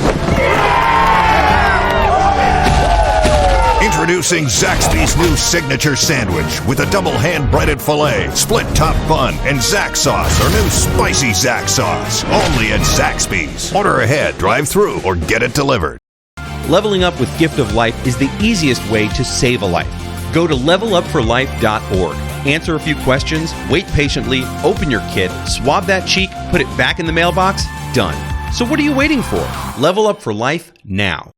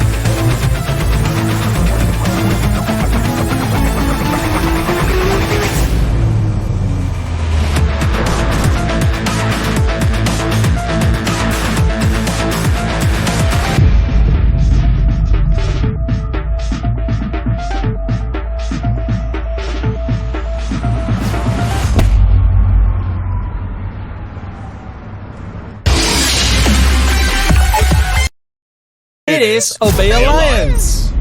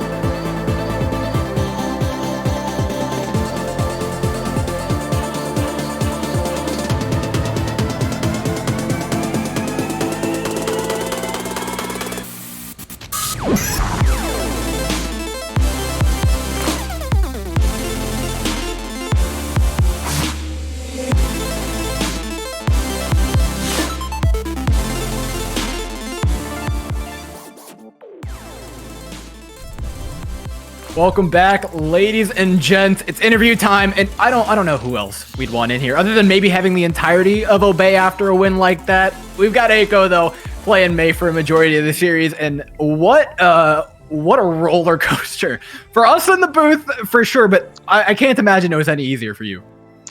Yeah, I mean, all our players kind of woke up last second for the tournament because some of us just didn't have our alarms up, so we kind of just went straight into the match with no warm-up. And I mean, we played pretty bad the first 2 maps. We'll just say we threw those 2 maps for content. And yeah, we just wanted to make the series a little bit more interesting. And we just came back the next 3 maps playing at our best. Yeah, I mean, fair enough, man. Fair enough. You guys definitely looked mad different, in that last map as compared to the first. I mean, what kind of changes, adjustments did you guys have to make? I mean, was it stuff that you were learning on the fly, or was it stuff like, okay, we know what we have to do, we just weren't doing it? Yeah, I mean, it was mostly things that we knew that we were supposed to be doing, but weren't like executing it, like going first with ults and things like that. We were kind of just letting them take control over the game, and we were losing off of it. You kind of have to go first with ults if you want to win in rush v rush. So. Yeah. I mean, map 1 looked tough. Map 2 felt like it looked even worse. What was like the click for you in map number 3 though? Here on Kings, the turnaround was literally night and day.